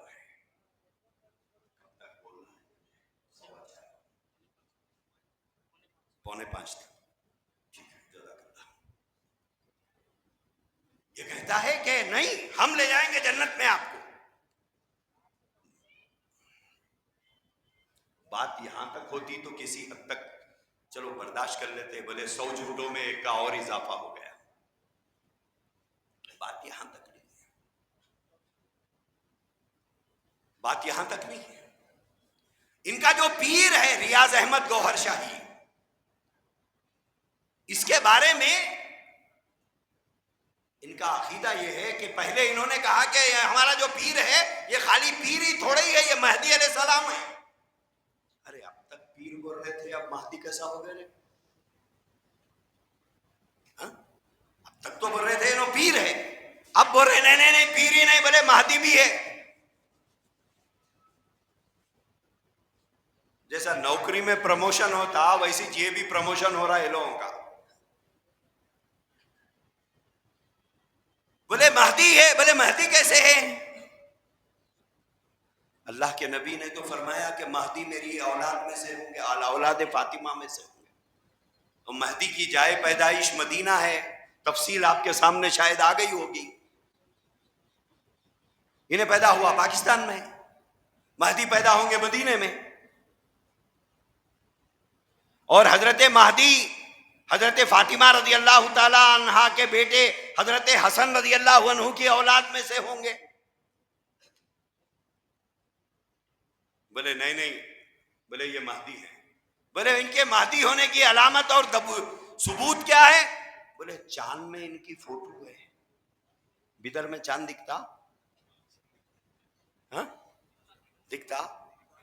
آج کیا تاریخ ہے چاند کی؟ ہاں ذرا 14ویں رات آئے تو ذرا 14ویں رات کو آئینہ کہاں لگا لے کے دیکھو اس میں فوٹو دکھتی کیا. ان کا کہنا یہ ہے کہ مہدی ہونے کی دلیل یہ ہے کہ چاند میں ریاض احمد گوہر شاہی کی فوٹو ہے. ہوں گی، ہم لوگ نہیں ہے نہیں بولتے، ہوں گی. لیکن ہمارے نبی مہدی ہونے کی علامت یہ نہیں بتائے کہ چاند میں اس کی فوٹو ہوگی. آئی بات سمجھ میں؟ ہم لوگ یہ نہیں بول رہے ہیں کہ نہیں ہوں گی، ہوں گی تھوڑی دیر کے لیے مان لیں گے، ہوگی. تب بھی ہم اسے مہدی نہیں مانتے. کیوں؟ اس لیے نہیں مانتے، ہمارے نبی نے مہدی ہونے کی علامت چاند میں فوٹو ہونا نہیں بتایا. اب یہ دال نہیں گلی تو اس کے بعد بولے نہیں وہ حجر اسود میں ریاض احمد گوہر شاہی کی فوٹو ہے. بولے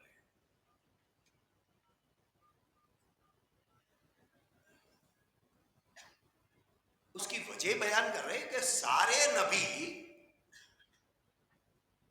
کعبۃ اللہ کا طواف کرتے تھے، حجر اسود کا بوسہ دیتے تھے. بولے حجر اسود تو پتھر ہے، کعبۃ اللہ پورا پتھروں کا ہے، اس میں ایک پتھر حجر اسود ہے. بولے اس کے اندر کیا رکھا ہوا ہے بوسہ دینے کے لیے آخر؟ بولے یہ نبی کئی کو بوسہ دیتے تھے اور حضور بھی بوسہ دیے، کیوں دیے؟ بولے اس لیے دیے کیونکہ گوہر شاہی کی فوٹو تھی. بولے بوسہ پتھر کو نہیں، گوہر شاہی کی فوٹو کو دیتے تھے. بدتمیزی کی بھی انتہا ہوتی ہے، بدتمیزی کی بھی انتہا ہوتی ہے. پوچھنے والوں نے پوچھا کہ میاں حضور کو گزرے ہوئے 1400 سال ہو گئے، دنیا سے رخصت ہوئے، اور انہیں پیدا ہوا حال حال میں پیدا ہوا، 2001 میں مر گیا، 1920 میں 1925-30 میں پیدا ہوا، 2000 میں مر گیا، اور حضور کو گزرے ہوئے تو 1400 سال ہو گئے. حضور کیسا پہچانتے اس کو؟ حضور کہاں دیکھے اس کو؟ تو بولے وہ پیدا ہونے سے پہلے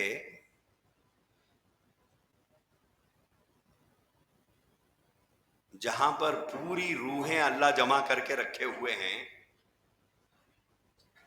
قیامت تک پیدا ہونے والے انسانوں کی تمام روحیں ایک جگہ پر ہے. یہ صحیح بات ہے.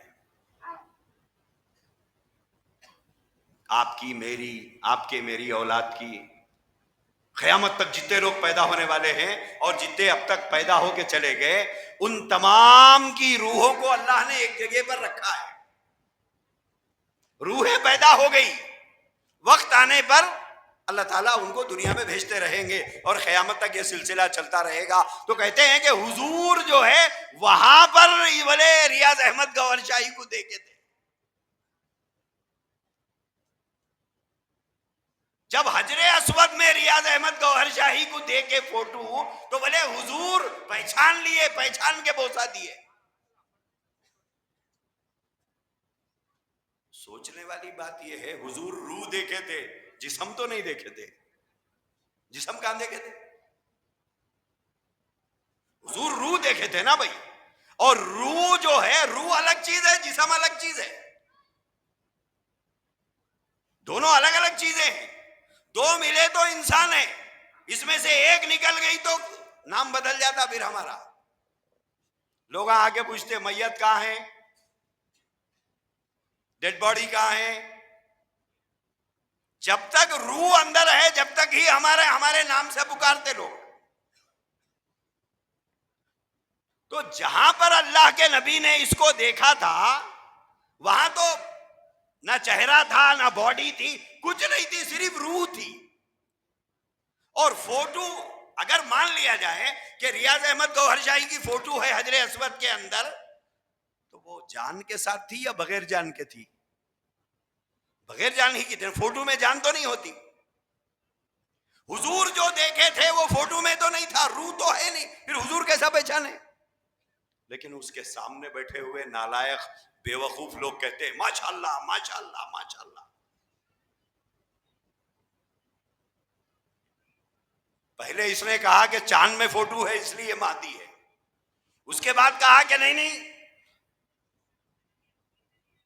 حجر اسود کے اندر فوٹو ہے، اسی لیے حضور حجر اسود کو بوسہ دیتے تھے. دراصل حضور یا دوسرے نبی حجر اسود کو بوسہ نہیں دیتے تھے، بلکہ ریاض احمد گوہر شاہی کی فوٹو کو بوسہ دیتے تھے. چلو یہاں تک بات ہو گئی، اور آگے کی بات سنو، اور اس کے بعد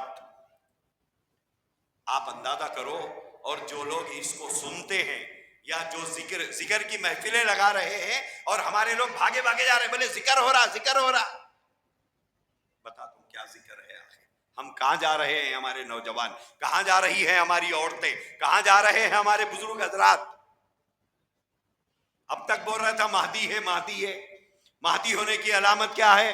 بولے وہ چاند میں فوٹو ہے، حجر اسود کے اندر فوٹو ہے. ٹھیک ہے. اب اس کے بعد یہی بدبخت یونس الگوہر یہ کہتا ہے کہ ایک دن میرے پیر نے پیر و مرشد یعنی ریاض احمد گوہر شاہی نے یونس گوہر شاہی کو ہاتھ پکڑ کر آسمانوں پر لے گیا. بولے ریئل یا خواب؟ بولے نہیں خواب نہیں، ریئل.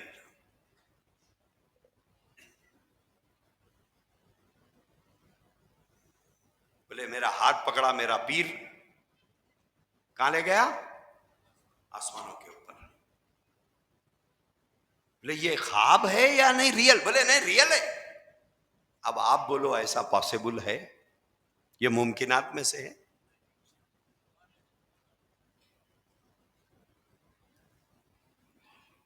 کہتا ہے کہ میرا پیر میرا ہاتھ پکڑ کر لے گیا اوپر.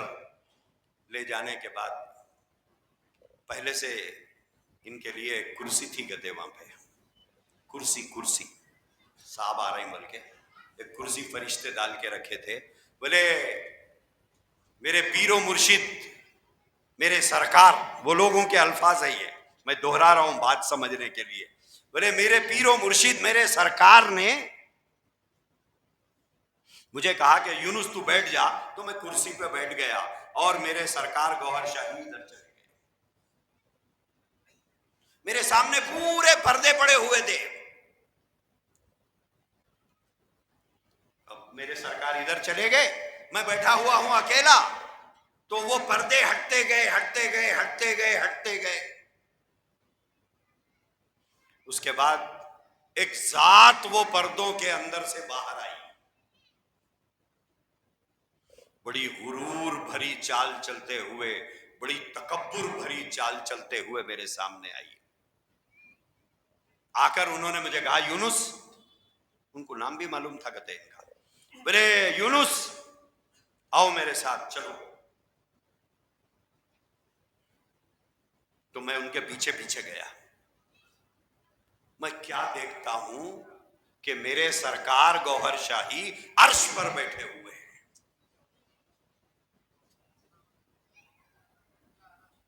صوفیزم،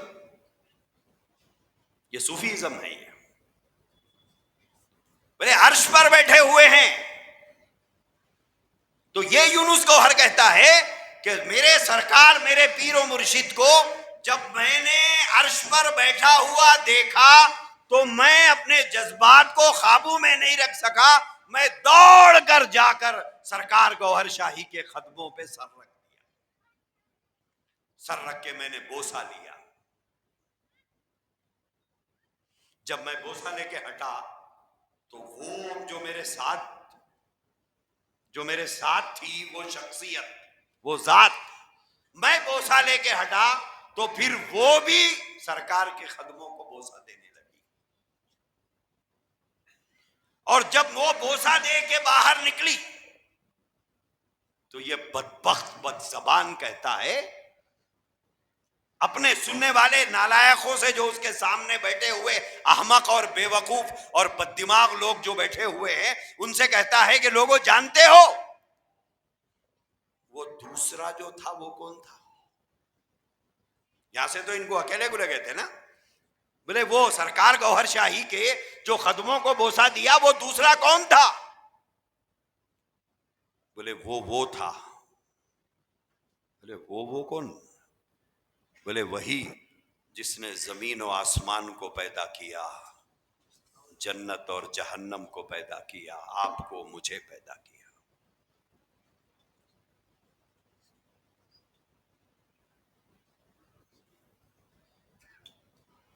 اس سے گرا ہوا انسان کبھی آپ نے دیکھا ہے؟ اس سے زیادہ ذلیل کوئی ہو سکتا ہے؟ اس سے بڑا بدنصیب اور کمینہ آدمی کوئی ہو سکتا ہے؟ جو اللہ کے بارے میں یہ کہہ رہا ہے کہ اس کے پیر کو عرش الہی پر بٹھا کر پروردگار عالم نے اس کے قدموں کا بوسہ لیا.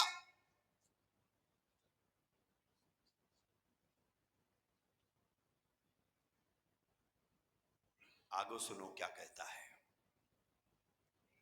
بولے اس کے بعد اس نے مجھ سے کہا، کس نے؟ اللہ نے مجھ سے، یونس بولے تیرا جو پیر ہے نا وہ میرا بھی پیر ہے.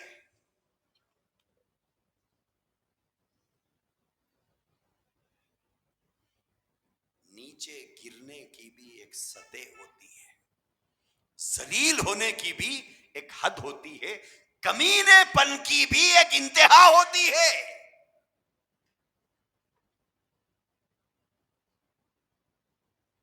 بولے اللہ نے اس سے کہا کہ تیرا جو پیر ہے وہ میرا بھی پیر ہے. اس کے بعد کہتا ہے اے لوگوں بات صاف ہو گئی.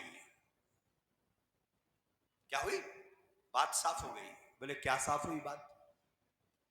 بولے سرکار گوہر شاہی رب الارباب ہے. کیا کہتا ہے؟ سرکار گوہر شاہی، مت بولو آپ لوگ، سرکار گوہر شاہی رب الارباب ہے. یہ جملہ دہرانا کفر ہے. نخل کفر کفر نباشت، یہ جملے دہرانا کفر ہے. اس لیے میں نے کہا مت دہراؤ. اگر کوئی یہ دہراتا ہے تو کافر ہو جائے گا. یہ کہتا ہے کہ سرکار گوہر شاہی رب الارباب ہے. رب الارباب کا مطلب کیا ہے؟ اللہ کا رب ہے.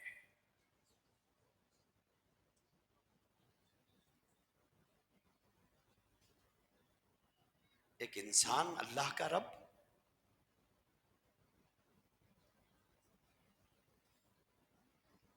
اللہ کی کوئی مثل نہیں، اللہ کی کوئی مثال نہیں. لا مثل لہو لا مثال لہو لا مثیل لہو لم یلد ولم یولد ولم یکن لہو کفوا احد.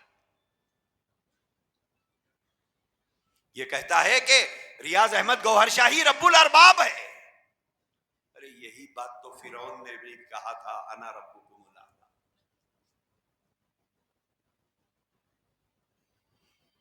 اس کے بعد یہی بدبخت کے ویڈیو میں یہ بات موجود ہے جو یہ کہتا ہے اب بات صاف ہو گئی کہ سرکار گوہر شاہی رب الارباب ہے، لہذا اب لا الہ الا اللہ پڑھنا شرک ہے. کیا ہے؟ لا الہ الا اللہ پڑھنا شرک ہے.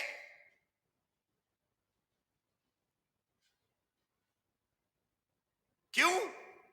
بولے ایک عورت کے دو شوہر نہیں ہو سکتے اور ایک انسان کے دو رب نہیں ہو سکتے. ایک عورت کے دو شوہر نہیں ہو سکتے تو ایک انسان کے دو رب بھی نہیں ہو سکتے. بولے اب اللہ رب نہیں ہے، ریاض احمد گوہر شاہی رب ہے.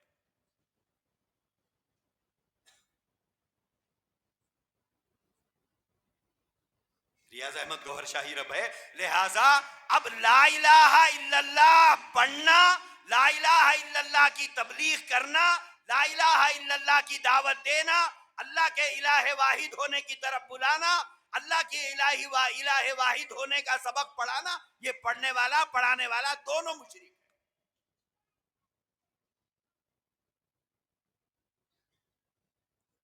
وہ بدبخت آدمی کہتا ہے اگر اس وقت محمد رسول اللہ صلی اللہ علیہ وسلم بھی اگر دنیا میں موجود ہوتے آپ کو بھی لا الہ الا اللہ کی تبلیغ کی اجازت نہیں ہوتی. دوستو انہوں نے لا الہ تک کلمے کو باقی رکھا، الا اللہ اس میں سے نکال دیا. لا الہ الا تک رکھا ہے، اللہ کو نکال دیا. لا الہ الا تک رکھا، اللہ کو نکال دیا. اب انہوں نے کلمے میں جو چیز داخل کیا وہ لا الہ نخل کفر کفر نباشت الا ریاض. اب مطلب کیا ہو گیا؟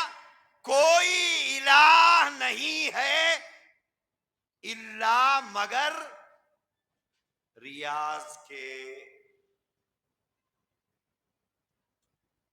جیسے کلمے میں لا الہ ہم نفی کرتے ہیں ہر چیز کی کہ کوئی الہ نہیں ہے الا اللہ مگر اللہ.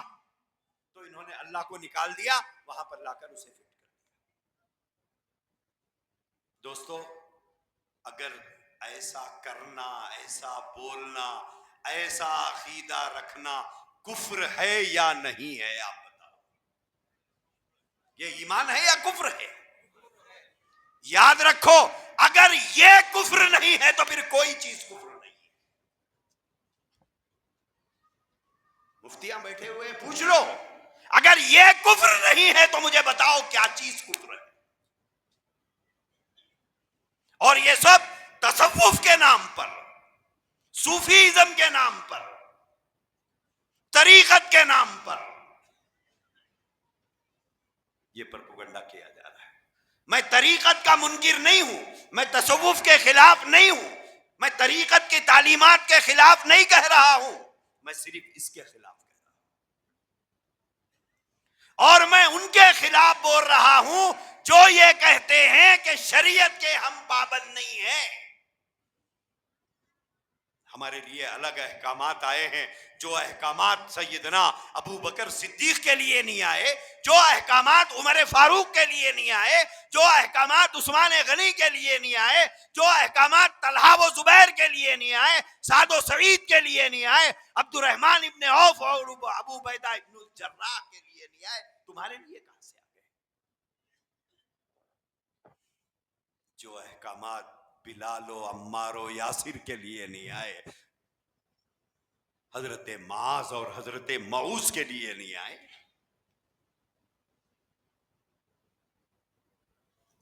کیا یہ ان سے زیادہ مقدس شخصیات ہیں؟ یہ شخص یونس گوہر شاہی, ایسی فرینچ داڑھی رہتی ہے, ایسا لانڈگے کا لانڈگا موٹا ہے, کبھی ٹوپی رہتی ہے کبھی نہیں رہتی, سر کے اوپر ٹی شرٹ پہنتا ہے اور کبھی جبہ پہنتا ہے, شکل و صورت سے کسی اینگل سے دیندار بھی نہیں دکھتا.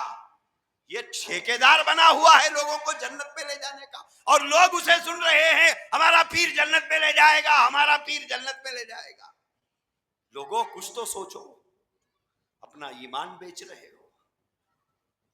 اور نوجوان بچے ہمارے دین کی خدمت بڑی کرتے ہیں فیس بک پر, ہاں بڑی دین کی خدمت کرتے ہیں, ہاں بڑی دین کی خدمت, ایسی چیزیں فارورڈ کر کے اپنے ساتھ اپنے دوستوں کو بھی جہنم میں لے جانے کی تیاری کرتے ہیں. دوستو, اسی لیے میں نے شروع میں کہا تھا, سوشل میڈیا پہ سے دین سیکھنا چھوڑو. آپ نہیں پہچان سکتے, وقت نہیں ہے. میرے فون میں کئی ویڈیوز ہیں, میں چاہے تو سنا سکتا ہوں اس وقت. یہ اللہ کے بارے میں کیا کہتا ہے؟ ایک جملہ شاید میں سنا سکوں تو آپ کو سنا دوں. الیاس صاحب کے پاس ہے تو بھیجو, 2 منٹ انتظار کر لیجئے آپ.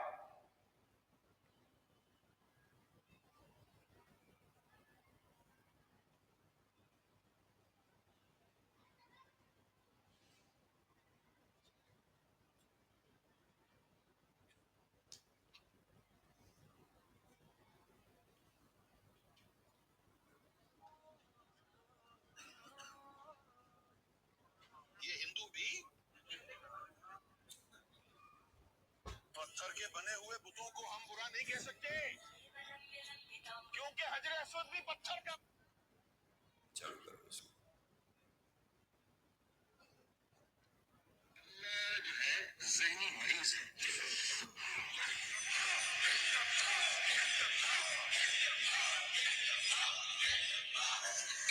اللہ جو ہے ذہنی مریض ہے, ذہنی مریض ہے. کیا سنا آپ لوگوں نے؟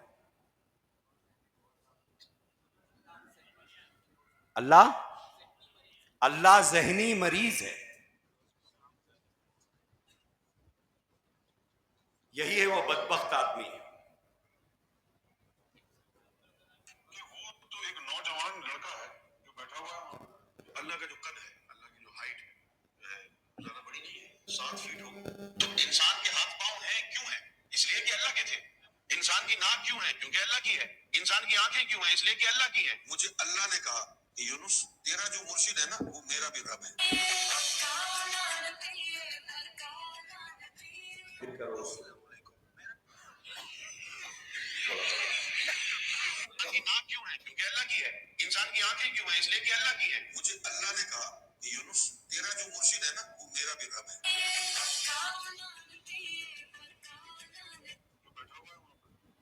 कहता है कि अल्लाह का खत बता रहा है कि अल्लाह का खत कोई लंबा चौड़ा नहीं है, बोले अल्लाह 7 फीट का है।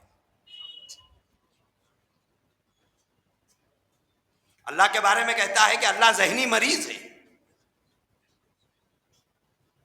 आप बोलो ये तरीकत है ये? इसीलिए दोस्तों अपने ईमान की फिक्र करो। ईमान के बारे में इतनी बात सिर्फ याद रख लो,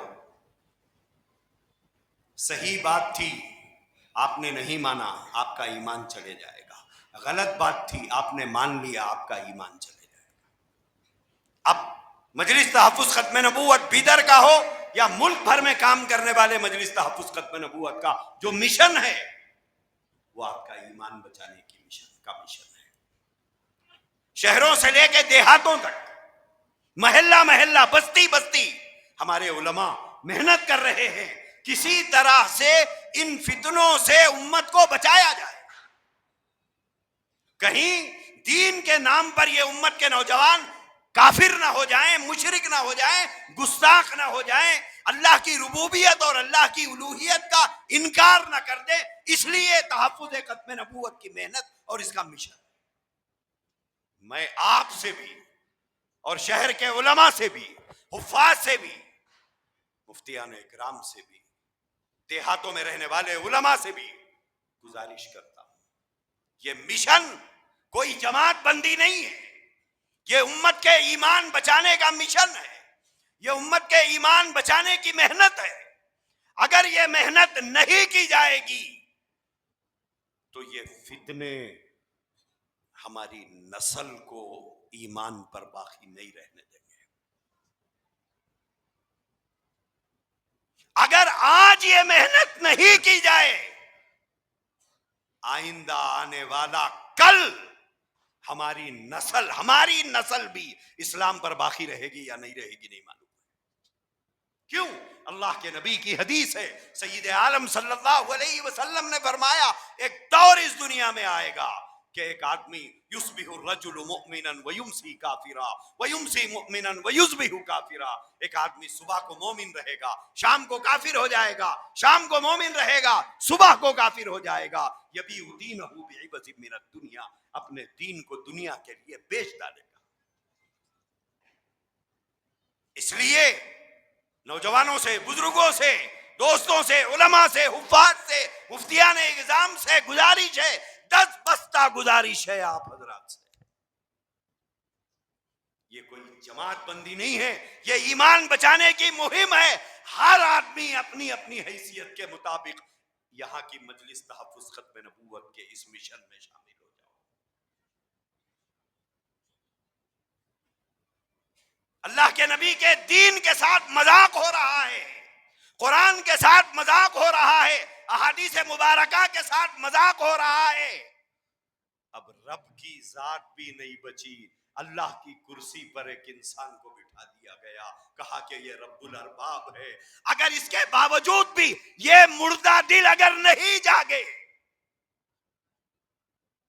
फिर भी ये दिल अगर मुर्दा के मुर्दा रह गए तो पता नहीं हम किस दर्जे के मोमिन हैं, किस दर्जे के ईमान वाले हैं। इसके बावजूद भी हम बेहिस के बेहिस रहे। ये मत समझो कि आपका शहर इससे महफूज है। ये जो फोन है ना, सारे फितने इसके अंदर है। और ये फितना हमारे मुल्क में सोशल मीडिया ही के जरिए आया है। चाहे गौहरशाही का फितना हो, इंजीनियर अली मिर्जा का फितना हो, गामिदी का फितना हो, साहिल अदीम का फितना हो, ये सब इसी सोशल मीडिया के जरिए से एक सुन रहा, दूसरे को भेज रहा, दूसरा सुन रहा, तीसरे को भेज रहा, और यूं समझ रहा कि जन्नत खाली बना के रखा है अल्लाह ने, बस पीर लेके जाएगा, फकीर लेके जाएगा। अंबिया कह रहे हैं हम नहीं ले जा सकते, پیر و فقیر کی کیا حیثیت ہے؟ پیر و فقیر جنت میں جانے کا راستہ بتا سکتا ہے، لے نہیں جا سکتا، لے کے کوئی نہیں جا سکتا جب تک اللہ اجازت نہ دے دے۔ جا کے قرآن کا وہ ترجمہ دیکھو آیت الکرسی کا، من ذا الذی یشفع عندہ الا باذنہ، الا باذنہ۔ حضرت آدم ہمت نہیں، حضرت نوح ہمت نہیں، حضرت ابراہیم کی ہمت نہیں، حضرت موسیٰ کی ہمت نہیں، حضرت عیسیٰ کی ہمت نہیں، پیر صاحب کی ہمت ہوگی، وہ جائیں گے۔ نبی نہیں جائیں گے بارگاہ الہی میں، پیر جائے گا۔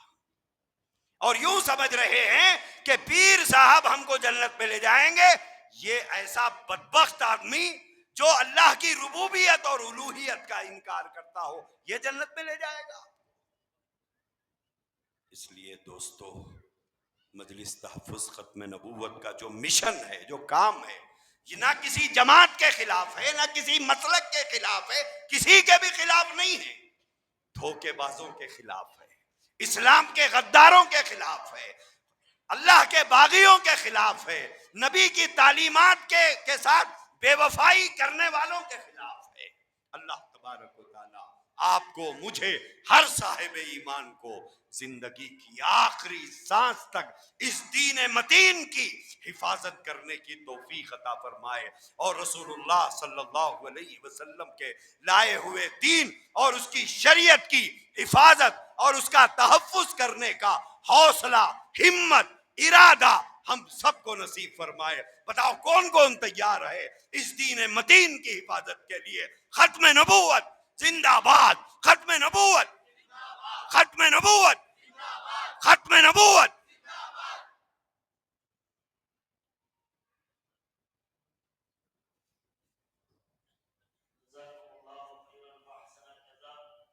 اللہ تعالیٰ ہم سب کے مد نظر ہمارے ایمان کی حفاظت فرمائے اور ہم سب کا ایمان پر خاتمہ فرمائے۔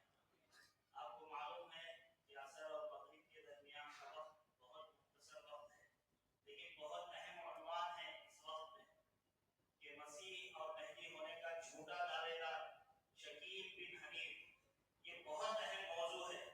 اس لیے ہم کو وقت کا خیال کرتے ہوئے ہم کو جلد سے جلد نماز سے فارغ ہو کر یہی بیٹھنا ہے، نماز سے فارغ ہو کر یہی بیٹھنا ہے، باہر جانے کی فضا بنانا نہیں ہے۔ اس کے فوری اب اذان ہوگی اور اذان کے بعد 4:50 پر، اب 4:40 ہو رہے ہیں، 4:50 پر جماعت کھڑی ہوگی، نماز ہوگی، نماز کے بعد فوری مولانا وجیہ الدین قاسمی صاحب کا بیان ہوگا۔ اس لیے آپ سے گزارش ہے کہ باہر ٹھہرنے کی اور باہر جانے کی